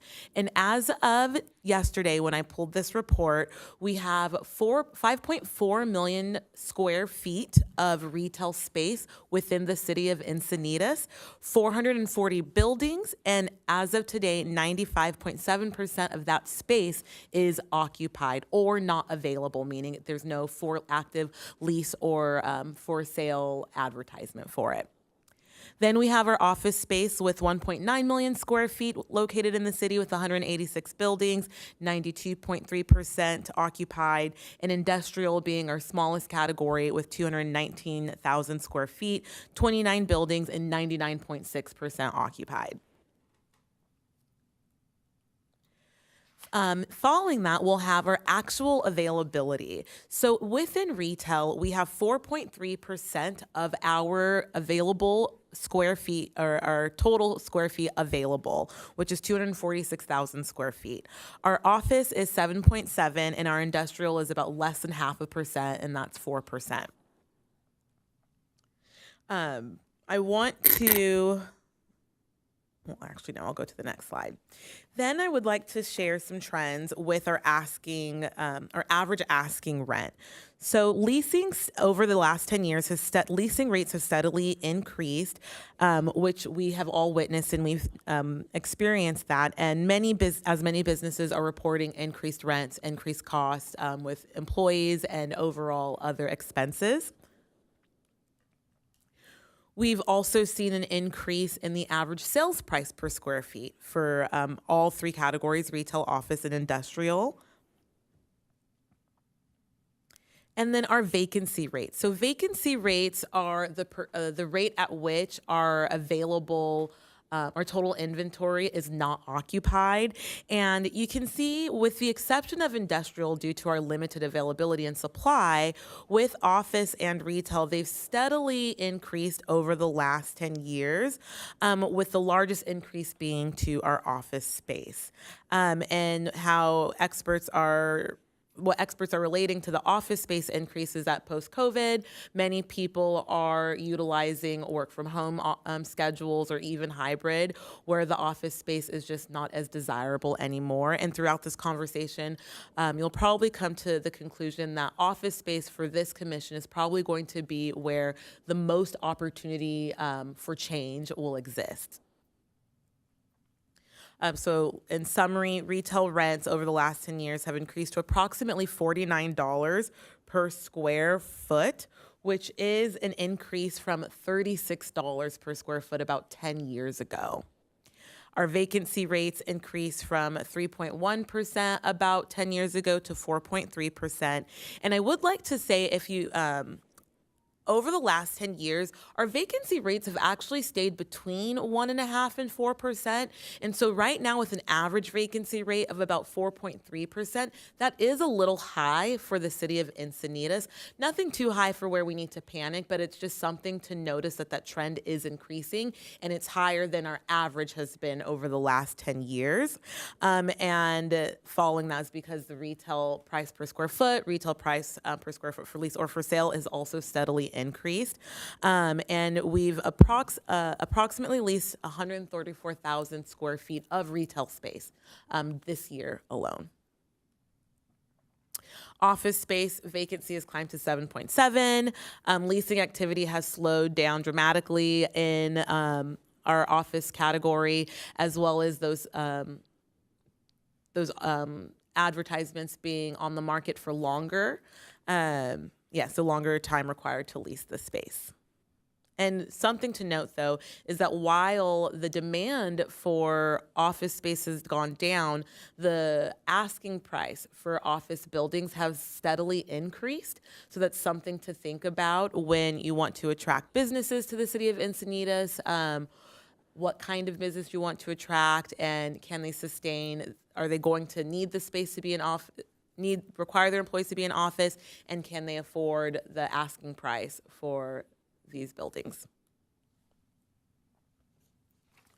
And then industrial and makerspace opportunities in Encinitas are extremely limited due to our extremely low supply for industrial space. I know there have been talks about bringing some types of industrial industries to Encinitas, but as of right now, the space does not exist for us to attract those businesses here. So you also want to keep that in mind when coming up with the businesses that you want to support or bring into town. Something that CoStar also offers is a forecasting tool, and it kind of just provides an estimate of where they think the market is going. And according what the forecasting tool shows on CoStar is a stabilization for rent prices and sale prices. So that is something to consider. We may be seeing a cool down of the commercial real estate market for our entrepreneurs. And then here's some year-to-date market activity. For retail, we've had 4 sales with 134,000 square foot leased. Offices, we've had 17 sales with 51.9 thousand square feet leased. And then we've had 0 industrial sales. And then something else that investors like to look at when it comes to commercial real estate is what's called a capitalization rate. Capitalization rates are the rate in which the investment in this property will begin to return on investment. And low cap rates will be anything below 5%, and that will signal like strong investment opportunities, whereas high cap rates would be anything over 7%. And as you can see, Encinitas is kind of falling right there, like they're hovering the line of safe investment. It's still very desirable given the demographics of the people who live here, and the education and the average household income. But with the rising costs, investment is just becoming a little bit riskier, especially in more affluent communities like Encinitas. And the key takeaways in summary, higher rents continue creating pressure for small businesses. Limited inventory can make expansion for our existing businesses difficult. Office vacancies pose the greatest opportunity for creativity. Retail still remains competitive with our lowest cap rates and also lowest vacancies. And industrial space constraints limit our manufacturing growth, but Encinitas is still a desirable community for investment. Any questions? Any questions? Commissioner Delamano? Thank you for that. I guess on a broad scale, is this CoStar database, does that provide hotel occupancy data by segment as well? Yes, it does. Yeah, that would be super interesting. So at some point when we're requesting data, I'd love to see hotel segment occupancies seasonally and by segment, please. Really quick, Commissioner Delamano, on our next presentation, we will talk a little bit about overnight stay leakage. It's not necessarily an inventory of hotels, but it will give you an idea of how many visitors come to Encinitas and, but spend the night in our neighboring cities. Okay. If that will help. So we can maybe follow up to your question at Great. the end of the next presentation. And then, so I guess I have 3 here. When you say space built, space of existing, is that like industrial state space built or industrial space zoned? Built? Yeah, so you're talking about open brick and mortar warehouse, or are you talking about of the areas that we can build on? So there's 980 square feet available. That's just that's what's existing built. building, Yeah. yes. Because it'd be interesting to see what the available land is. And zone land. I mean the zoning. Yeah, like buildable land. I will provide that to you at our next meeting. Cool. And then just a general I think you hit on something super interesting just today that I've learned. There's definitely a dichotomy here between the 101 and the PC, between the 101 and the El Camino corridor. That I find it an interesting dynamic. But I'd like to see these broken out by those two corridors as well. So is it office space basically on PCH or, yeah? Here's a map of all of them. They're not color coordinated. So the gray is everything, and this is all office, retail, and industrial. Gray is occupied or off market. Okay. And blue is available, whether it's for lease or for sale. And you can see rows and rows of businesses on the 101, and then there's a little gap, and then you get to Cardiff. Okay. And then we have some along the 5 and then El Camino.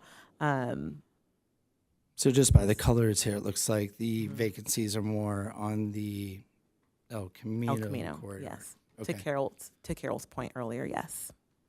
And then just my last comment, I just would challenge your conclusion here on your last slide, because I think it's an important conclusion that you're drawing, but I'd challenge it.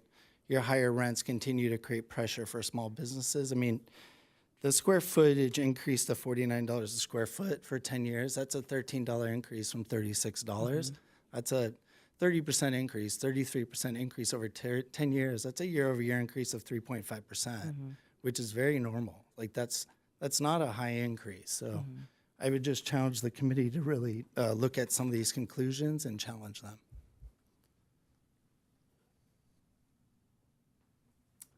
Okay, anyone else with a question? Yes. Commissioner Jennings. Yeah, I think just doubling down a little bit on what Tony said,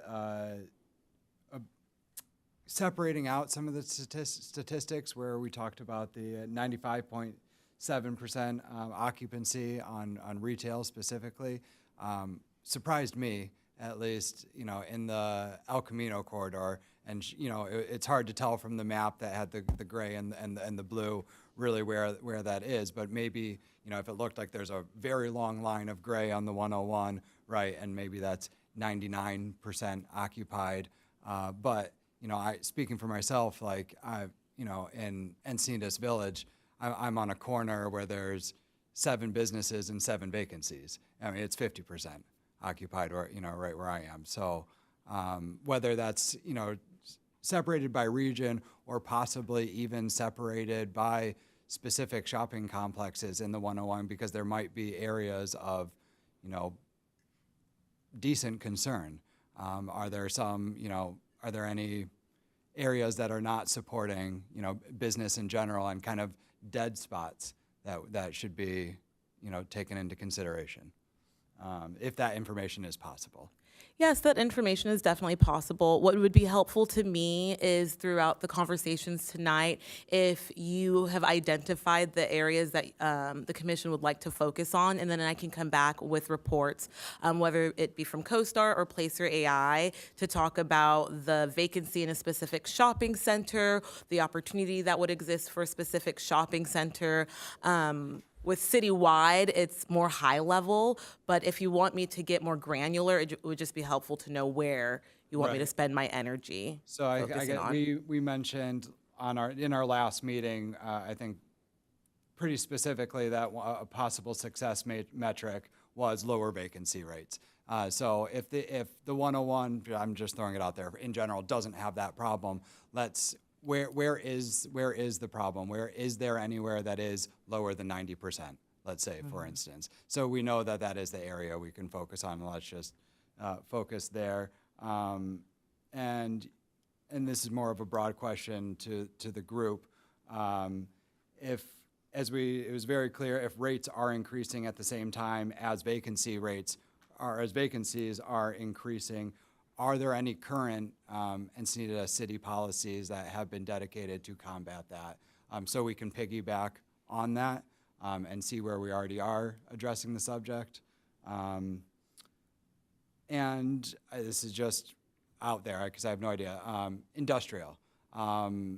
There's virtually no space, but are there, I think we touched on it last time, but are there any creative spaces in Encinitas that are possible for conversion to any particular zoning, or is, essentially all of Encinitas taken up and there really isn't any space, but just curious if there is any spaces.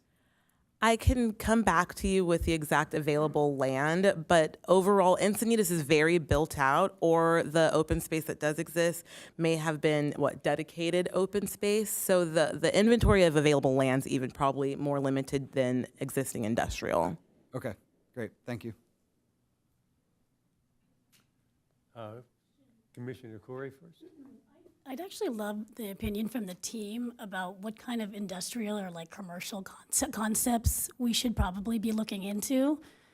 If you have any ideas, type of businesses you'd like to see more of? Yes, Yes, come up to the microphone. especially industrial, I mean, I have to say Cardiff has a specific plan, and they actually don't want the big box stores in there. So the specific plans for each place might have something that says, we're not allowed to build over 2 stories. So you can have the garage and then the first floor and the second floor, but that is it. So they really were very strict. I'd have to bring the specific plan to you. We should probably get the specific plans for each of our different districts. But that is one thing that they did not want the big box stores in our area. So we have very limited, if any, industrial in Cardiff. Commissioner Pascal? Yes. Oh, sure. Just really quick. So actually, there has been some talk, and it's been a few years now, but almost taking some of the spaces on El Camino Real, because it is much more of a kind of a big box place, but maybe having some incubators for biotech. I know there's some, obviously, the bigger companies in Carlsbad with the Viasats and the Thermo Fishers, but maybe we could be an incubator here with some of our smaller spaces, and then that can feed into the system up in Carlsbad. But it wasn't a bad idea, I thought. Now, Commissioner Pascal. So if I do the arithmetic correctly, the average size of the industrial buildings with 219,000 square feet and 29 buildings is around 7,500 square foot. That's really small. Those are really small buildings. Those are flex space type buildings. And that speaks to the fact of the transportation corridor ways are not conducive to larger scale industrial in this geographic area. Number one, obviously the land isn't there and hasn't been zoned like that. So we're talking about real small businesses from an industrial standpoint. From a retail standpoint, let me go to the office space standpoint. The average square footage, again, doing the math, is around 10,000 square feet. So again, we have smaller buildings by the arithmetic and in the statistics that are being presented, which I think speaks to the plethora of medical type buildings that are in the community. You're going to find those buildings that have longer occupancy stays because a lot of them doctors stay around for a long time. And the overall vacancy rates in all the categories on a relative to the national basis, by my experience, are really, really slow. So really low. So the businesses are, from a technical standpoint, are thriving. On the other side of that coin, where you have some vacancy, which is in retail, again, by my math, at $49 a square foot, if you had a small business, a 2,500 square foot business, your space is probably similar in that size. You probably need $1.6 million in revenue to cover your rent to give you enough spread. So, from my standpoint, the rents are extremely high. They're high in California overall, but it's not surprising that you would create, from a retail perspective, vacancies and a lot of turnovers in some of these retail locations. And I think Brandon and I have talked about that a little bit offline. On the other side of the coin, we can take a look at the arithmetic of the statistics presented by CoStar. The average space is 12,000 square feet. Well, that sounds like a big retail space. Well, that's because of the big boxes are fitted into the overall statistics. And that's just the nature of that. I would make a statement about CoStar. The way CoStar works is they have regional representatives that reach out to the brokerage community and to owners and people that they have in their databases, and they update them on a periodic basis. So there's a lot of small stuff that won't be reflected in there. So you have to take CoStar as a shadow overview as opposed to really hard. In fact, although they've gotten a lot better over the years. And not that that's meaningful, but it's probably the best retail source at a national basis that's out there. Thank you. Okay, so no more questions on that topic. I think we have one more presentation.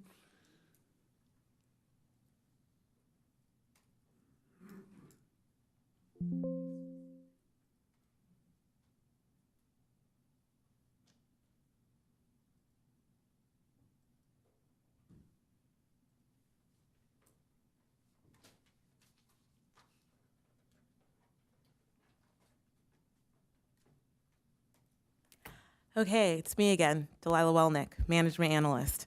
Today, I have some visitor information put together from our Access with Placer AI. Placer AI is this really cool, amazing software that the city pays for that does geo-tracking with people's cell phones. So today we'll be talking about visits and visitors. And we'll be looking at the last 3 years, 23, 24, 25. Placer AI only has data going back to 2022.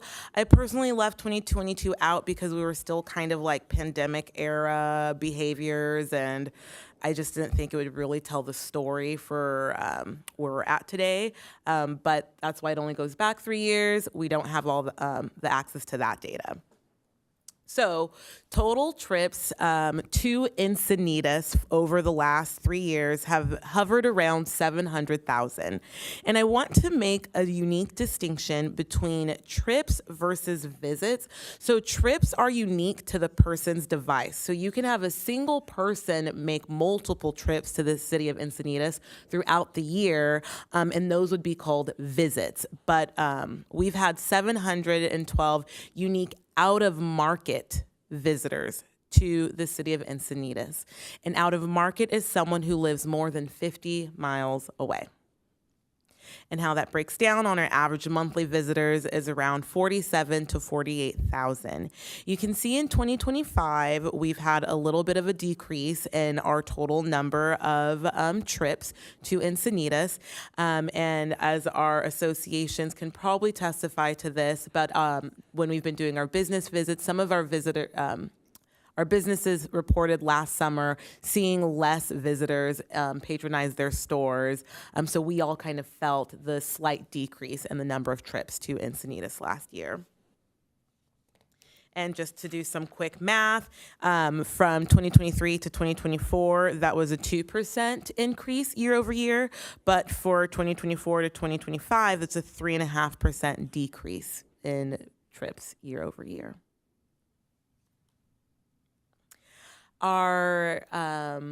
Most of our visitors are coming from the greater Los Angeles area, with almost 1/3 of our visitors coming from LA for all 3 years, followed by the San Francisco Bay Area, and then Phoenix, Arizona, or as some locals call them, the Zonies. Sorry, okay, anyways. And again, to follow all the trends that we mentioned in the slide before, you can see that the visitors have gone down just slightly. They're just trending downward. This is an interesting topic that we like to talk about when it comes to visitors. Placer AI splits them into day visitors versus overnight visitors.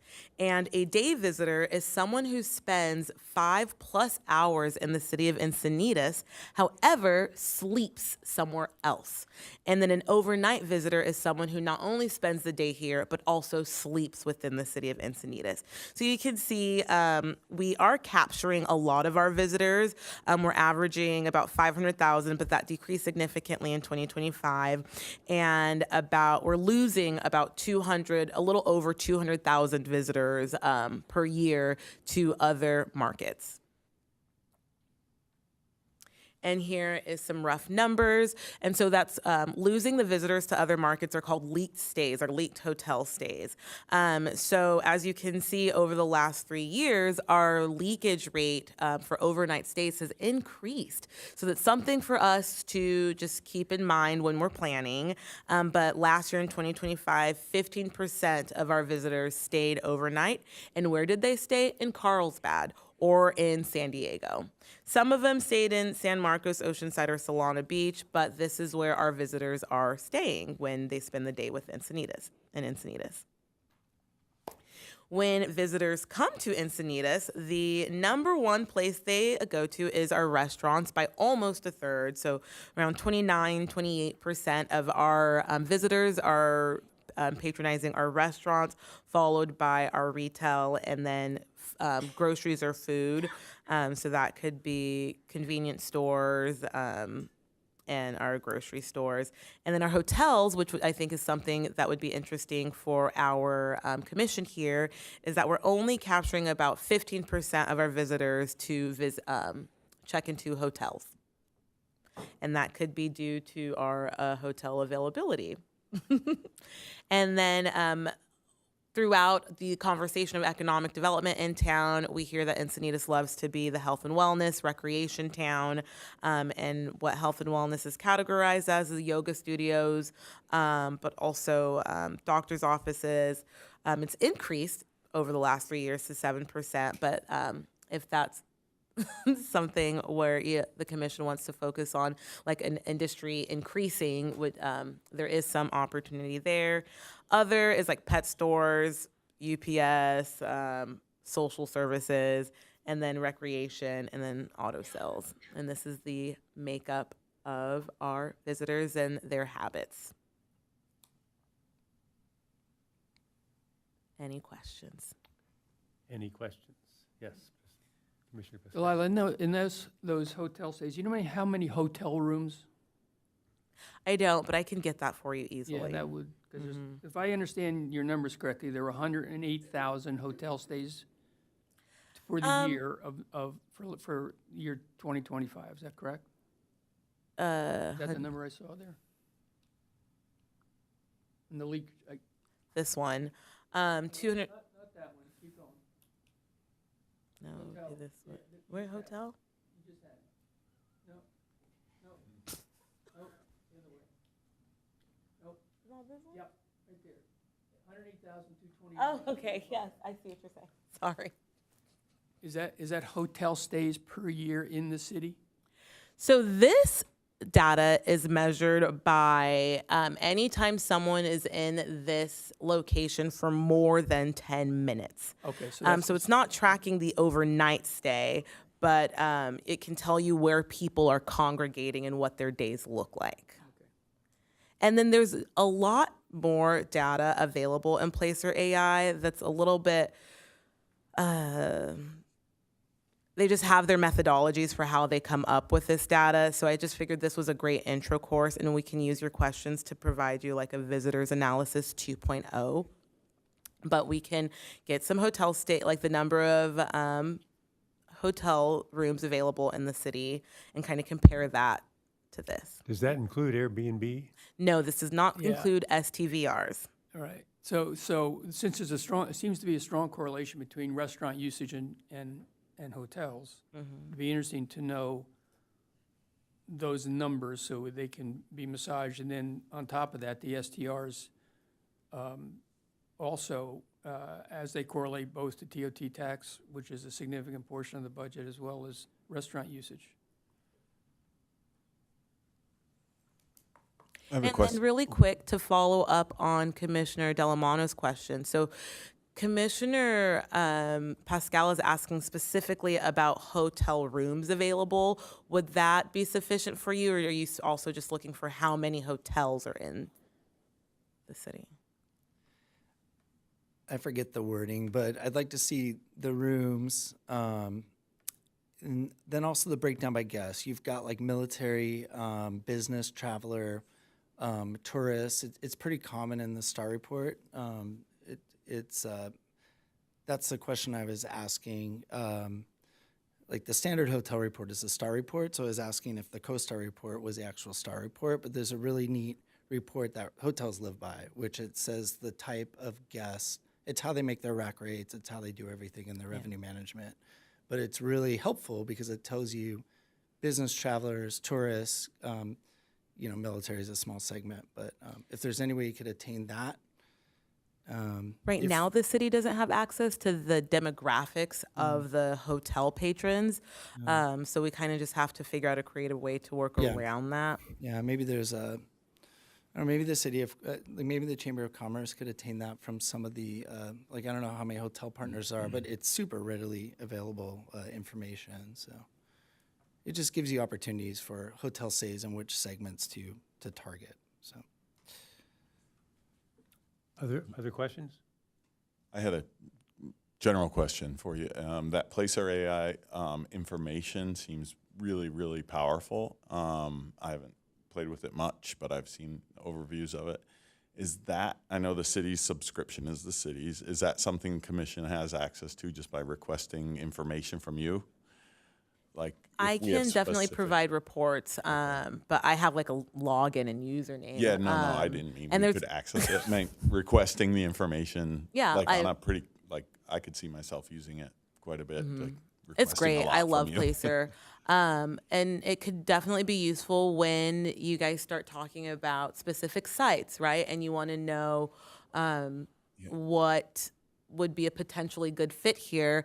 Placer AI has this analysis tool that can tell you, based on the demographics in that neighborhood, the retail landscape around it, what would be successful here, and where's the nearest store, and how many new stores were opened in the last year. Is that business growing? So it's definitely helpful, and we have it as a tool to use. And so if there's more information that Placer can provide, I can definitely present that at a commission meeting, as long as I know what you're looking for. That's kind of what I was getting at, was availability to use that tool for whatever meeting notes we have or follow-up. We use it all the time, so if I need to use it to put together a presentation, I can do that. Commissioner Jennings? I thought there was one glaring statistic that if you go back to the leaked, one more. Okay, yeah. So basically, sorry, if you can go back to the one we were just on. Yeah. So overnight and day trips, we saw originally that trips are going down since 2025, but here day trips are going up, and it's the overnight trips that are going down. So I guess my main question to you or to anyone else, is there a glaring reason for that? As in, I don't know, is there a hotel that closed and that's the reason? Is there a Airbnb, new rule where there's less Airbnbs now? Or because that seems to be, everything is right in that number right there. Sorry, hold on. No, I don't have any hard data, just all like anecdotal, right, from having conversations. But it looks like we have perhaps Mr. Michael Glenn has something he'd like to add. He represents the chamber. If he can. I assume there's the same amount of hotels in Encinitas as in 2004 as there was in 2025, that's right? the question. So a couple of the things that we do with Visit Encinitas, with our tourism advisory board, it's made up of hotels and restaurants, and we get the data from them. The Leela is the busiest ever been, and Surf House has been fairly steady. But international visitation is down, and that makes a significant portion. But what they've learned with the day trips is that there is, of course, a lot of people from Southern California and Phoenix and the regional area coming into this area, and they have a shorter booking windows, which also kind of skews that information too. So you notice that they're not planning trips 2 or 3 months out. They're doing it like the weekend before. And so when they see those numbers, they really say to themselves, okay, international is down, local trips are up, and that's why you kind of see those numbers switch there. right, so those could be our areas of focus. I mean, we're not building a new Omni resort here, right, in the next 5 years. So to boost up a bunch of overnight sales, but where are those day trips that we can capitalize on more of if that's our number that can go up? And just out of curiosity too, our biggest leakage to our neighbor Carlsbad, is there any way of knowing where Carlsbad's favorite place to stay is? Is it that they have hotels? Do they have a larger contingency of the, I forget how you put it, STVs? Is that the number one where they're staying? What I can do, so there's this kind of heat map that shows you where your visitors come from and where they go to. So I can follow up with you on that to see where they're staying and where they end up at. If they go to Carlsbad, where is it they're staying? Is it, Is it home or is it a hotel? Right. Do their that'd be my- leakage reports look like ours? I guess. Commissioner Pascal? Yeah, I might be able to give a little bit of color to that, although I don't have the documentation to back me up. There were a number of new hotels that came on stream in '24 in Oceanside, and I think that has been an attraction there. And at the same time, I don't remember if it was VRBO or Airbnb. I think it was Airbnb changed their pricing model, and they started to add a bunch of fees in, and that has affected. I know that nationwide, STR occupancies are down nationwide year over year, and have been trending lower ever since COVID, where they were at their peak. So I think there are a couple of factors that fit into what we're seeing in that data. Yes, Commissioner Miller.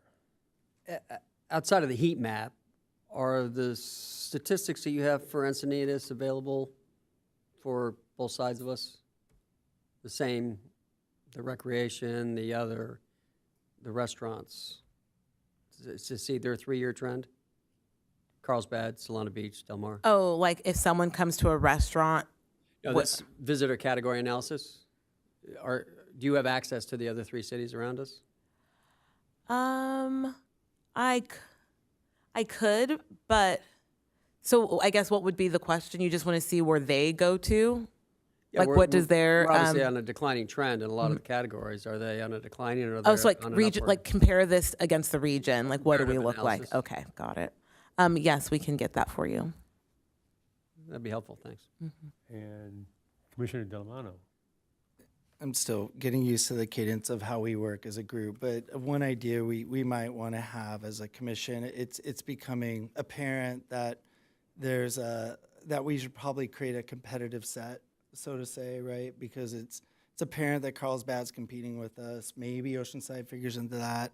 Solana Beach doesn't, but at some point, as we start looking at this data, we should define a competitive set and see how we're doing as compared. Because maybe we're outpacing everyone. I mean, we don't know what to compare this to, right? And we don't want to go down a rabbit hole and chase something when we're actually doing well in it, because until we look at the competitive set. So just a comment.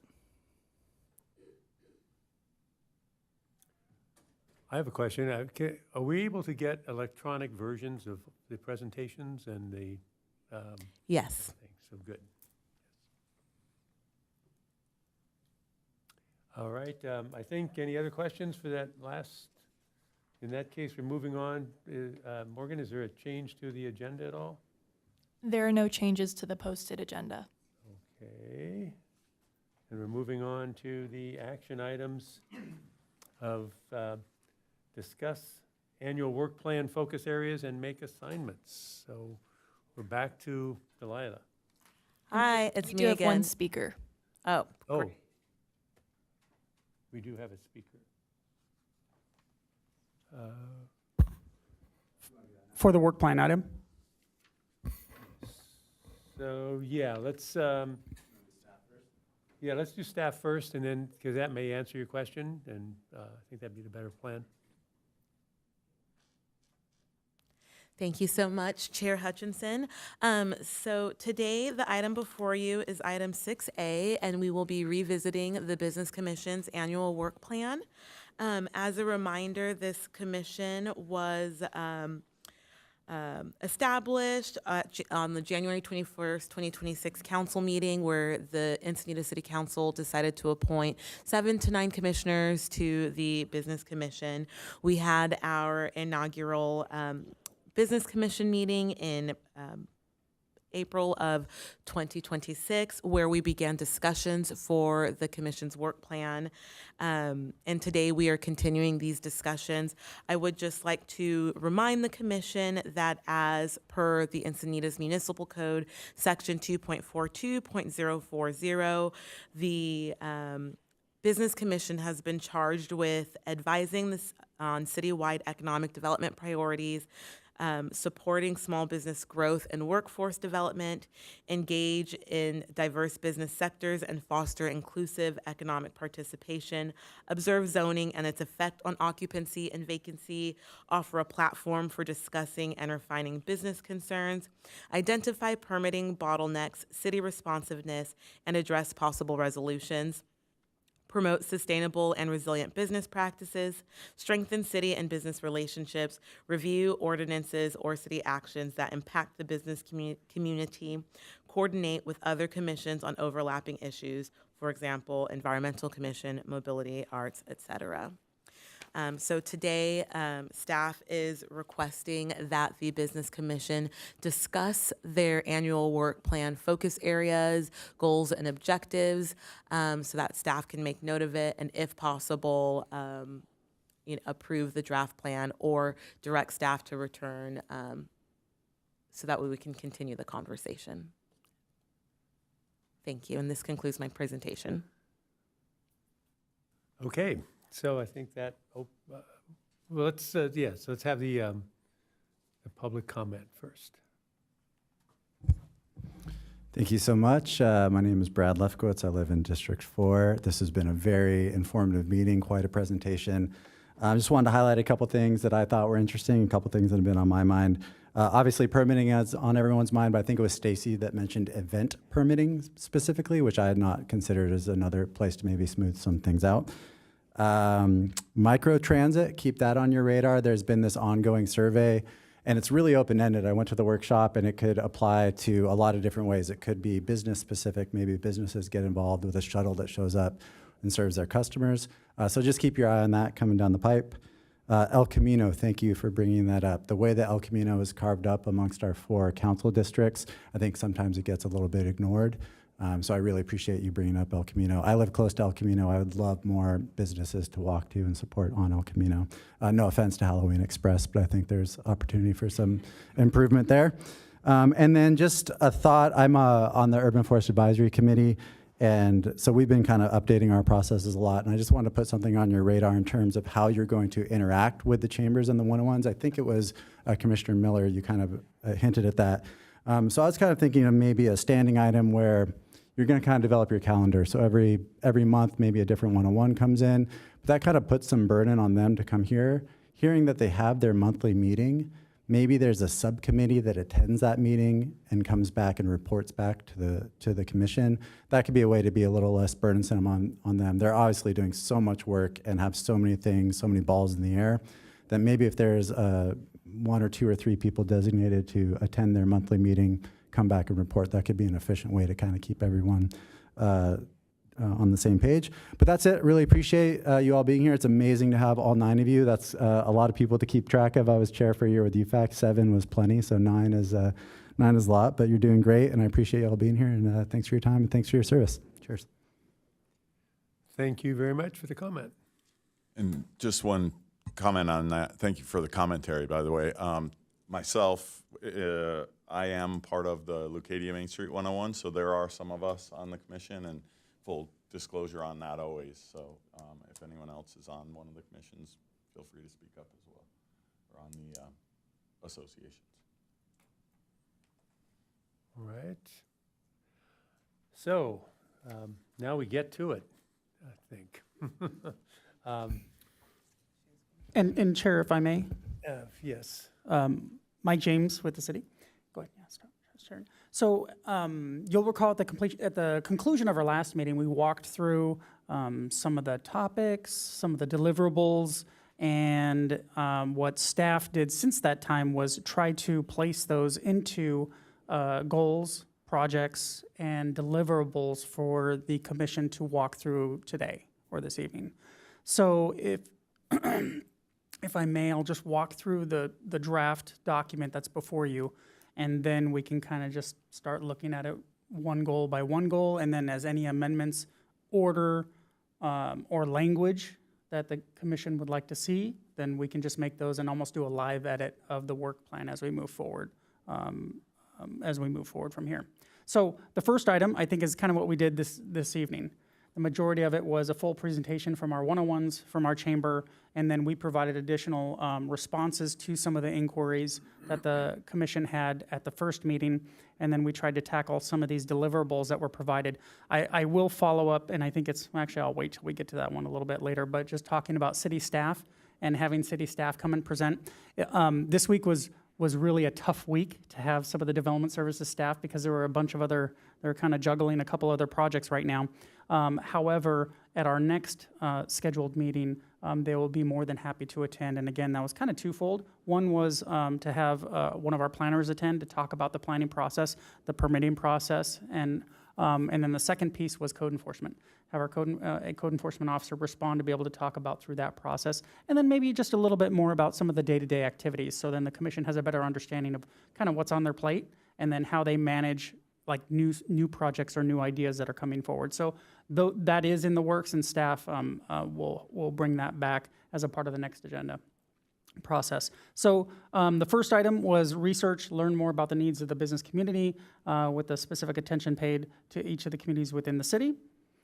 And then the second item was to receive a presentation. Like, we're already knocking off a lot of our work plan items, so good job, commissioners. I'd like to commend you on that. But talking about presentations from the 101 and the chamber, and then however you want to move forward. As a recommendation to have subcommittee participation, staff is open to the direction of the commission moving forward. So the next item was to perform a SWOT analysis of the city's economic development situation. And some of the deliverables that staff captured at the time was create a timeline to accomplish this analysis, determine who's going to perform it, and then at some point it's going to produce some type of deliverable, whether it's a final report or analysis. And then does that come back to the commission and or packaged for the city council consideration moving forward?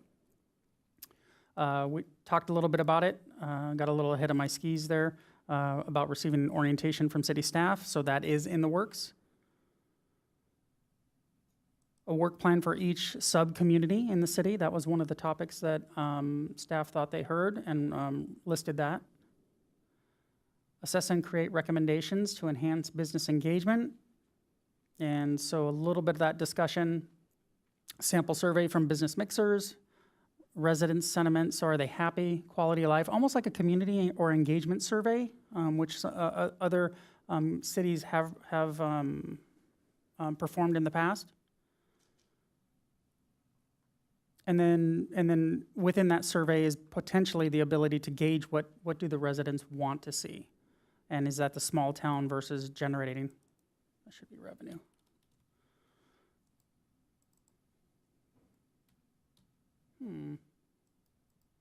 Okay, well that should be revenue. Oh, thank you. Okay, well we'll figure that part out. Apparently we can't edit. So we'll keep on going. The next topic or goal, creating focus areas. And again, this really touches on kind of the three pillars that we spoke about, and that was discussed from the North Economic Development Council, but then also considering, is there a fourth event that could be created as that large singular event? And as the chamber and the 101s talked about it, should we look at that, at saddling our kind of touristy time, right? Which coincidentally starts this weekend, right? Memorial to Labor. Are there opportunities to look at how can we saddle that either side with opportunities, and maybe that's in the form of a single event? So I think that was brought up and discussed. Permitting process, I think I've heard that, staff did hear that, and so there's opportunity to create a subcommittee to review that and provide input on the city's draft economic development strategic plan. And so we talked a little bit about this before, how that was originally was presented to the city council, and the city council wanted staff to really take another look at that, potentially prepare something in-house, and then look at the business commission to provide that feedback on what that would look like. storefront improvement program, something that was done in the past more, I think it was during the COVID time. But is there an opportunity for us to create another program? What would that take, and how should that look, and who's included? And then creating a plan for the city to focus on Olivenhain or El Camino Real, which we've spoken a lot this evening, but also our first meeting. And then lastly was just to talk about potentially increasing TOT. What could that look like? And then consider the creation of other economic opportunity locations through a study. And that might tie into, I think, some of the discussions of whether it's vacant parcel land or vacant properties, and then really doing a deeper dive into those vacancies to see, okay, well, what's the existing zoning? What type of business was it in the past? Why did that business not work? And then what are some future opportunities? And then that could all be plugged into almost like a micro study, if you will, or an economic assessment. And so that potentially could be an opportunity if the commission identified, and again, the numbers I'm estimating, but potentially this year we want to address 10 locations that we feel are the highest vacancies right now, and then figure out how do we address those opportunities with additional studies and then create a follow-up plan. So with that being said, those were the 12 commission goals or projects that staff thought they heard as we were moving through, with some correlated deliverables. But I would open it back up to the commission to see are there questions, comments, edits, and I would defer back to the chair. So is there any questions or comments on what was just presented? And if not, I think if you go back to number one, we've had presentations in number one and number two. Let's see, number three. You're talking about accomplish the analysis. All right. Any comments on this?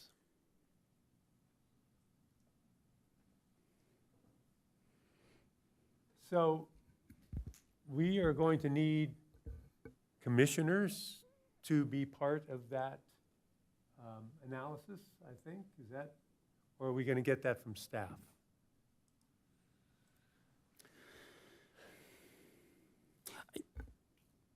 Definitely, well, staff would recommend that there's a subcommittee that's formed by the commission to be able to have representation as a part of this work item. And then to a certain extent, staff will absolutely support to the extent that we can. I think there could be studies or analysis that is performed that potentially is kind of beyond our scope, and so we may need the assistance of a third party. But I think that would be part of the analysis, the initial meeting, to determine what direction and what do we want to actually look at. Because when you talk economic development situation, it's a big pie, and so it's a matter of how do we want to slice that pie up to make it into clear and reasonable objectives to complete this year. Yes. Would this be a good time to introduce potential new goals to the document, or would we be waiting for a commission member initiated agenda item for that? Or even commissioner roundtable. Yeah. Yeah, I think that would probably be the most appropriate time to speak about that. Is that right? For new items to the work plan? To the work plan, in direction to what we'd like to achieve, or what me representing District 1 would like to achieve. Delilah, I sent you a document a little bit earlier. I don't know if you, yes, I don't know if you have it. It's via email, and I can kind of brief what that document says. If not, I have it in paper version. But since our last meeting, I was able to sit with Leucadia 101 and understand from their large, long pool data set of what small businesses want in that specific corridor. And they had deliberated and then got back to me with the 5 things that are at the top importance for Leucadia 101. I reviewed those and would love to represent those for them and for my district. So if those can make this document, that's great, or however they would be moved forward. But there are 5 very specific and I feel very achievable things that I'll be focusing on over the next 2 years to try to implement. with hopefully the help of the commission, because I don't think they're exclusive to Leucadia 101 either. They're exclusive to kind of Encinitas, but they're coming directly from Leucadia. We're working on adding it to the folder so that way we can pull it up for you. So we talked before about having different people in the different districts, and it sounds like you've already jumped on one of them. I think we should look at somebody for the other districts and the El Camino corridor, and maybe have that same kind of discussion and be able to bring that back. Yeah, I think that the 5 main points that I'm happy to present or read through, like I said, they're not exclusive to Leucadia. I think they'd really mesh well with all of the districts and Encinitas as a whole. But I think if we do break them into subgroups, we can see which ones identify for most or all districts and maybe pick out of those. Some will be more funneled towards the Leucadia corridor, District 1. But obviously, if one makes sense for multiple areas, I think that might be able to be moved up in priority. Commissioner Pascal? I learned in the Marine Corps never to raise my hand, so I'll raise my hand. Commissioner Miller and I will raise our hand to sign up for the term paper of the SWOT analysis. Oh, If that's okay. All right, and which Yay. would hopefully you'll be part of, so be knocking on your door. Yeah, I'd be happy to work with you. So 3 people is probably a sufficient subcommittee for that? That Three's fine. 3's fine. Three's Yeah. fine. No more. Yeah. No more No than more three. than 3. Marine Corps operates on a rule of 3. Yeah, okay. I'm Who's the third one? Myself. Oh, okay. I do have a clarifying question, if I may. Sure. So economic development is business development, and it's very broad terms. What has the city done in the past, so we're not duplicating efforts or going down the same rabbit hole? Is there anything available that we can learn from or review?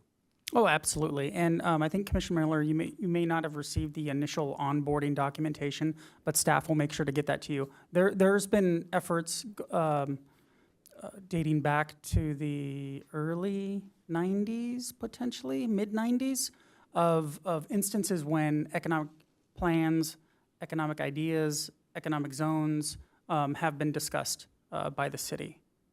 So we can definitely share all of that information with you, to include a link to all of our specific plans that have been reviewed. So it's all on our Development Services webpage. So our general plan as well as all of our specific plans. Do we all have a link to that, to the specific plans? I believe it was originally included, or no, it wasn't included? think Okay, so. we'll make sure That to have would be that. great to It's, have, I mean, yeah. yeah, it's on our Development Services page, but we'll make sure to get a link to the entire commission. Are the authors of the plan included there, or is it just the plan? No, it'll be the entire plan. And so in some instances, if consultants were involved in the creation of the specific plan updates or specific plans themselves, they are all listed. Great. Yes. Can we adjust, because I do love the idea. You've got a microphone? Project number 1, I love the idea of Jason narrowing it down to top 5. Is that something that we could add to our plan to just kind of narrow down and have like 5 so we're not just broad? Keep it very specific of the items we want to focus on to support businesses to like 5 items or 3. What would, so that way we're. Well, let's have some discussion about that. I don't know, it seems like we probably want to consider many things. But our goal could be to just narrow it down to top 5. Could that be added as a goal? I think what might be valuable is that if we were to break up into districts in like 2-person teams, and we can identify what our one-on-one partners want, what local business owners want, and then we lay those out on top of our district and see what overlap those might have with other districts or the Encinitas as a whole, those would move up in priority scale. And I think that we can identify and achieve this over the next multiple months. So by limiting it to like 5 may not be, I want to be able to achieve some of these things. And so by having 20, maybe that doesn't work, but I think over time you'll see that the list will get more and more, doable as we filter these things out. because I can already tell you that the 5 things that Leucadia 101 has presented, there's a ton of overlap with Encinitas downtown already. I can just see it as a business owner and was speaking with Encinitas 101. So I think that it's going to speak to multiple districts. Okay. And that can kind of funnel and identify what's achievable. Yeah, I don't know that we want to put a number on it. Don't put a number. You know, it's, I think let's see how it develops over time. And back to the assignments that I think we're going to make here regionally in the districts. I think it makes sense to get those done today, right? And make sure we leave with marching orders to bring back information from each district back to the subcommittee so you can do your SWOT analysis. And we have input given to you for our districts. That makes sense to me, but if you see it otherwise, that's fine too. I'm happy to be the beta test and present what we've already done over this last couple of weeks, because I can kind of show you what we've achieved and identified just meeting directly offsite with 101, Leucadia specifically, and their committee members. And I can kind of show you how that laid out, and maybe that provides a model for you to do the same in your districts, or we can do it together. But I can kind of show what that looks like. It's actually on screen right now. So a few weeks ago, I was able to meet with Leucadia 101 and just really sat down for lunch with them over at Fox Point Farms, had a great meeting. It was really informational. And I just asked them, as your district commissioner, what can I do to make business more efficient, more profitable, more successful across the board, as it pertains specifically to Leucadia 101 and hopefully overlapping into Encinitas at larger scale. They deliberated and got back to me earlier, late last week, and said these are the 5 things that are popping up, and with data, right? These are things that people have been asking for many, many years, and they've spent countless dollars, time, and energy kind of filtering through these things, and this is what has bubbled up. So this isn't just like, hey, this is what we want to get done. This is years and years of collection of data and talking to business owners from their side that they want to see change as quickly as possible. And so we can kind of dive through those real quickly. Obviously, streamlined permitting, as we've all discussed, and specifically flexible activation policies. There's a lot of talk about music, kind of related to each of the 101s in terms of engaging and bringing people in. And so this speaks kind of specifically to that and other things. Mind if I jump on your mic instead? It's right there. If you could just scroll back up. So there you go. So modernize and simplify permitting process for low impact community activations and business programming that contribute to economic vitality, cultural vibrance, and community engagement. So the recommendation would be to create a simplified minor community activation permit for low impact community programming. This would allow qualifying businesses to host live acoustic or low level amplified music within the city noise ordinance, standards for periods for up to 1 year through an administrative approval process. We could establish a minor entertainment approval classification with objective standards and streamlined renewals. This would implement a tiered permitting structure based on the activation scale and impact. Fast track approvals through administrative review, timelines, and digital submissions systems. Track measurable economic and community performance metrics, including foot traffic, sales tax growth, tourism, business revenue. Again, this is activating small scale music, arts programs, community activations, and these are foundational components of Encinitas and Leucadia's cultural identity. It's speaking as a business owner, it's hard enough to run the business as it is. To go through and try to pull a permit for something that's 30, 40, 60 days out just kind of gets lost in the weeds. So this would be something that would fast track, be a year-long permit, as long as you don't get calls from code enforcement or break those kind of guidelines, you would be able to do these at will. So that was the first one that they came up with. Protecting and codifying community character. So develop a clearer and more balanced framework for defining and preserving community character while recognizing local businesses as essential contributors to the community identity and quality of life. So they're speaking towards codifying local business, restaurants, cafes, art spaces, and music venues as contributors to the community cultural identity. Replace subjective interpretation with measurable operation standards where possible. Create balanced review criteria that consider economic vitality and cultural contribution alongside neighborhood impacts. Support city-led cultural identity initiatives, including arts, music, culinary tourism, and local business promotion. Again, these are things that we can see how they overlay into the other districts outside of District 1. And if these are important to your areas, we can move those up in priority to try to get them in front of council. Number 3, please. So improving city business relations and business support infrastructure. This one's important to me as well because I have had some very long and drawn out workflows with getting through the city for multiple projects. But establish a more collaborative, supportive, and hospitality-oriented relationship between the city and local businesses. Create a full-time business liaison position dedicated to assisting and advocating for local businesses. Develop a business concierge support system to help businesses navigate permitting and city processes. Improve communication protocols regarding construction, mobility projects, infrastructure impacts. Implement annual economic vitality reporting to better quantify the value for local businesses. If there was someone that could kind of hold your hand through the process, as you know, as a first-time business owner, that would probably be a very great asset to not only getting things online quicker, but also saving time and money from the business owner's standpoint.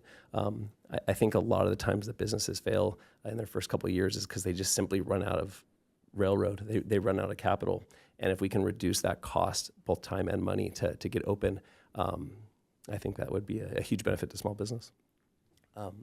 Transportation, accessibility, and multimodal connectivity. This was already spoken about today, but improve access, connectivity, mobility, communication through the Leucadia and Encinitas corridor while supporting both residents and local businesses. Improve communications with business owners regarding streetscape and infrastructure projects. Support micro transit systems, including electric shuttles and pedicab programs. Expand safe pedestrian, e-bike, and multimodal transportation infrastructure. Prioritize at-grade crossings and improved accessibility along the 101 corridor. I can definitely see something like this happening. You can take the pedicab model, for example, but instead of having them as privately owned pedicabs where people are going against traffic and not being structured, this could be a micro system where it just circulates Leucadia to Encinitas every 15 minutes. They stop a quarter mile, and you just kind of reduce traffic, reduce impact. So this is one thing that they had brought up that I thought was a wonderful idea, specifically on the 101. And then number 5, cross-commission collaboration and coordinate with community activation. This is actually already in our plan, but it's encouraging stronger collaboration between the city commissions to support community programming, arts, youth engagement, mobility initiatives, and economic vitality. We could create commissions, working groups between the business commissions, arts commissions, youth commission, mobility, traffic, safety. Develop a coordinated citywide activation calendar for community events and cultural programming. Support pilot programs focused on youth entrepreneurship, public art, music, community events. Again, just kind of integrating these different commissions to work together so we're all on the same page, so we all kind of know what each other is doing, so we can work towards a common goal and a better Encinitas. So those are the 5 that I will be trying to champion along with y'all over the next 2 years. Obviously, there'll be new ideas that come up, but this is what is important to my district, so I hope it's important to yours as well. Very good. I think that's well done. I think it makes sense to maybe have each district, the specific district commissioners, head their district commission, or the subcommittee, I guess you'd say. And so we could maybe either volunteer to, the 4, let's see, the 4, that's Jason, Tony, Brandon, and Jim. Yes. So I'm happy to I'm happy to chair the commission for District 1, if that's what it's called. And that's what I'm saying, is Yeah. that the subcommittee for each of those districts would be chaired by the specific district commissioner. Does that make sense? And everybody think that's a good plan? And then maybe have you recruit commissioners. Does that? Yeah, I think what might make sense is that if each one of the district heads essentially goes and does a similar report to what we've done with the resources that you have, come back and we can compare notes, and the ones that overlap, maybe that by osmosis creates a subcommittee itself. You know, if someone comes back and 3 of the 5 of their district match with mine, then now it's starting to look like this is what Encinitas wants and not just what Leucadia wants, right? So maybe we can choose those subcommittees at a later time once we compare notes. So, yeah, well, I mean, we're coming up with 4 subcommittees right off, right? And with each district being the chair of that subcommittee and having 1 or 2 people that you can recruit that maybe would help you with that task. Is that what I'm hearing? I think that it's smart to assign the subcommittee heads at this point, and I think that to then collect another person on that committee might happen at a later date, because we can compare notes and see which districts are comparable, so we can work on those projects together. If my 5 initiatives don't match my fellow councilman because he's an El Camino corridor and there's just a different fit, maybe it makes more sense actually to help them out and compare because they are different. But I don't know. It makes sense to me that districts that are kind of trying to push for the same thing might be able to put their heads together and perfect those things instead of trying to digest challenges that don't affect their district. Okay. Commissioner Kreider, did you have? I'm just thinking about District 4, which is yours, Brandon, is that? And I don't feel like that they have they don't have a main street. They don't have some of these resources that, that Jason kind of have access to. And I just feel like, and coincidentally, that seems to be the area that is kind of struggling and more, or according to the maps. And I just want to make, and your vacancy rates that are in your shopping center and all of that kinds of stuff. I just want to make sure that we also work collaboratively as a group, so that we're not kind of just. I just don't want to see us be completely separate in all 4. And I'm an at-large, so I can do it. I'll go wherever, and I have a business in District 4, and I have a business in District 1. So I'm happy to kind of do whatever, but I would also like to see us have, instead of having, say, 5 goals for 4 districts, have some that are collaborative all together. Well, although I do think that they ultimately would be collaborative. So, but I mean, initially, the research would be done separately.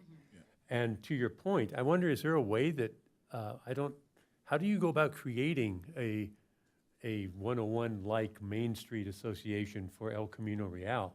I mean, I think that's. He's right here. Well, I mean, I think our best resources, I can go back to the chamber, and the chamber is going to have the best help for some things like that. And I think, to your point, I think that is the best way to do it is for us to split up with the 4 districts. Maybe not just one of us per district, but and then which of our fellow council members are going to help out with each of those districts. Because again, to your point, it might be pretty straightforward what districts 1, 2, and 3 need, but what districts 4 need might take more than 2 of us to figure out. Might take a little extra legwork, a little extra door-to-door, a little extra whatever it might be, and that just is what it is. Okay.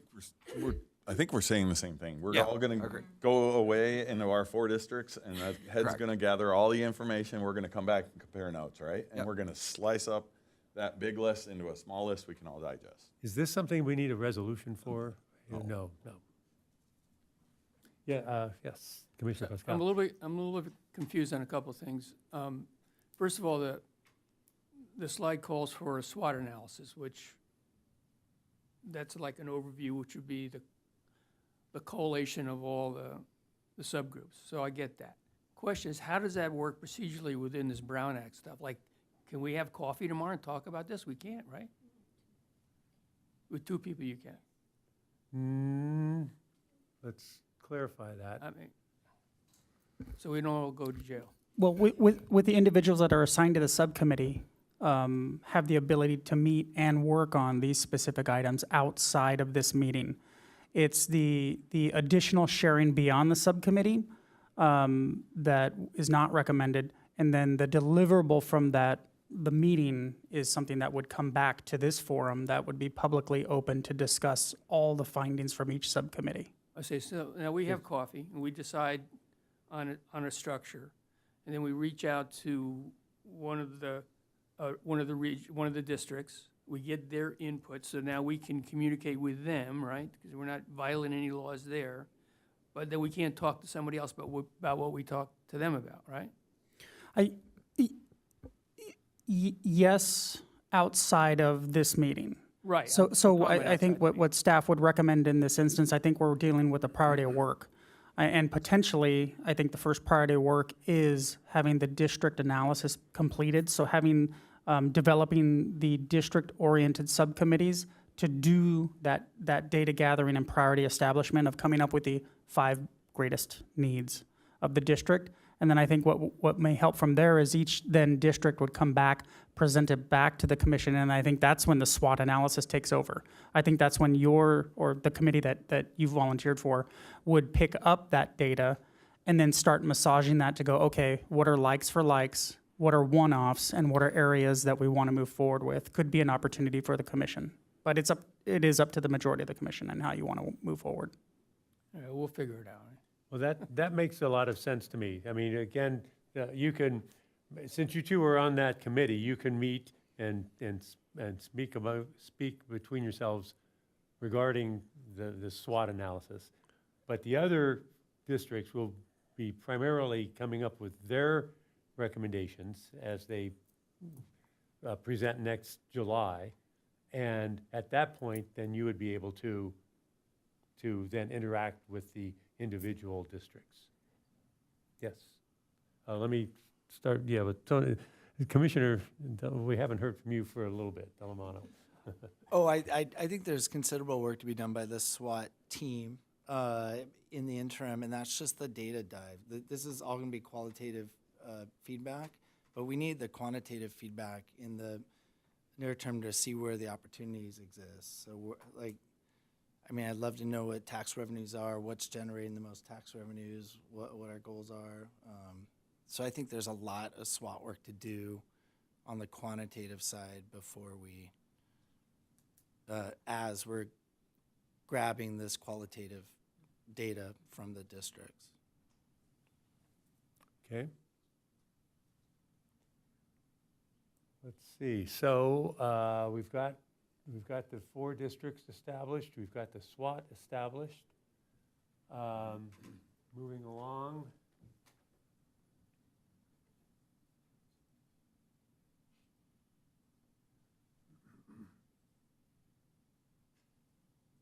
I don't know that I think we maybe have our assignments at the moment. Is that?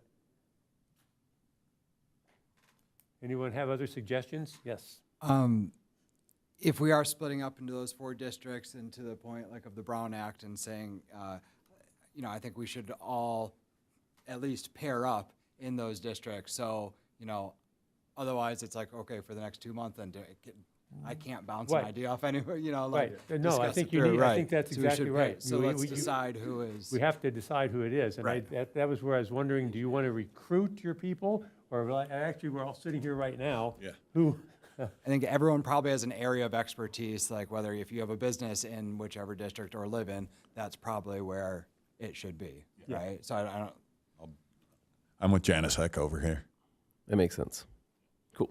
Okay. So that's District 1 subcommittee. And District 1. And did you say you're going to be with District 4? I will volunteer to be with Brandon here. Okay. Am I able to offer beers in my district? Or? Wait, I changed my mind. I would like to. My beers are closer than his beers. Okay, there. And then District 1 or 2. My 2? You're yes. I'm 3. Sorry, 3. District 3. So you. We can do the SWOT. Right? Good. We're going to write the term paper. Right, you know you are, but District 3 still needs to have representation lead. Yeah, we've got to give you the thing to SWAT. Yeah. So, We're married on the SWAT and the District 3. You got both together. Okay, that sounds like a plan. And District 2, we've got that. We've got that right here, with Commissioner Kreider. I think we're covered. Perfect. 2 people per subcommittee.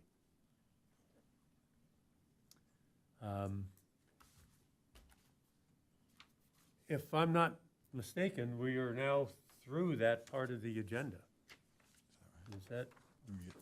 Did you want to review any of the other items and provide direction to staff, or is the direction to leave these here? So we, at some point, need to adopt a full draft plan, because staff, once the commission adopts it, it needs to go to council for approval. So we do want to continue working through it. Okay, well, I didn't think that we would be adopting that plan until we've had. Well, there's still several things that, did you guys have feedback on any of the other things that staff prepared? Oh, okay, here we are now, and that's what I'm looking for. Yeah. There's a couple. Assess and create recommendations, enhance cities. So, Chair, if I may? Yes. The timeline is really up to the prerogative of the commission.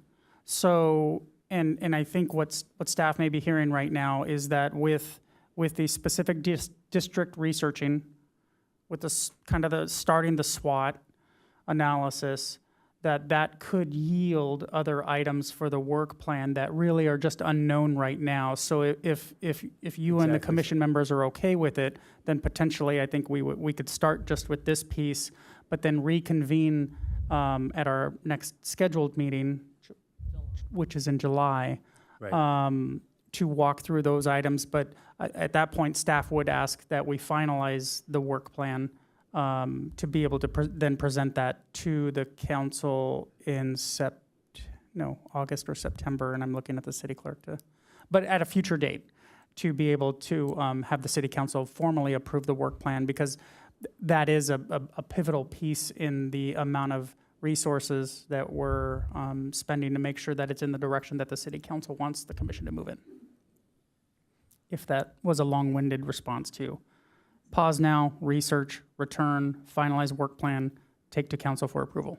I think, yes, I think that makes sense from what I'm hearing. One thing that I think this committee we want to do is have a voice, have a solid voice, right? We don't want to wait or be told this is the plan, now you guys go make it happen, or be a rubber stamp up here for the city's goals. We want to have solid input, and we want to make sure our voices are heard. So we need a little time to do that and this is the first time we've ever really sunk our teeth into it. So we'd like to do it this way. I think we all agree. And I think that the other points of assessing what the residents want is part of what the district will be looking at as well. Mm-hmm. The various districts. So, is it possible to call a special meeting in June so that gives us time to solidify this plan in July, so we don't come back to kind of where we stopped tonight? I think June is enough time. I was able to do that in a meeting in about a week. So if everyone else had that same time frame over the next month to come back, compare notes, and at least we have a voice of each district report, then we could kind of, process that and then finalize in July. I would propose a special meeting in June if possible. Yeah, and staff can send a doodle poll out to the commissioners to figure out what day works best for everyone, also given room availability. But yes, we can try to work on that special meeting in June. I think that's a good. If that's what everyone wants. Again, is that? I'm not quite sure when we need. We're here to help you with that. Don't worry about it. Okay. So yeah, you can direct staff to schedule a special meeting. Schedule a special meeting. Mm-hmm. Okay, sounds good. Yes, Commissioner Miller. Is this, obviously, the draft work plan, is this the format that you present to the city council? Yes. So it just gets refined, defined, and minimized, and it gets presented, and then they approve it? Is it just carte blanche, they go forward, or do they make the recommendations and spend a month to make those recommendations? The work plan will be presented actually by chair and or vice chair to the city council, and the city council will approve it during that agenda item at that meeting. And if at they that make point- recommendations against any of the items on the plan? Potentially, there could be comments that come back from the city council to discuss projects, to discuss deliverables, to discuss timeline or timeliness. Yes, the city council may have comments regarding the work plan when it's presented. All right. I think we've got a plan for the work plan. Okay. Moving on for informational items, I think there's nothing there. Commission member initiated agenda item, I don't think we have anything there. Morgan? Delilah, is it appropriate for me to distribute this kind of task list for Lucadia, or would you be able to do that for us back to the? I can definitely send that in an email. Thank you so much. To the commissioners, yes. Because email communications, you don't want to be in violation of the Brown Act. And then also to get in touch with the associations, I can arrange that email introduction as well. So I am your staff liaison. If you need contacts or anything, shoot me an email. And please have those communications go through me, and I can direct that for you.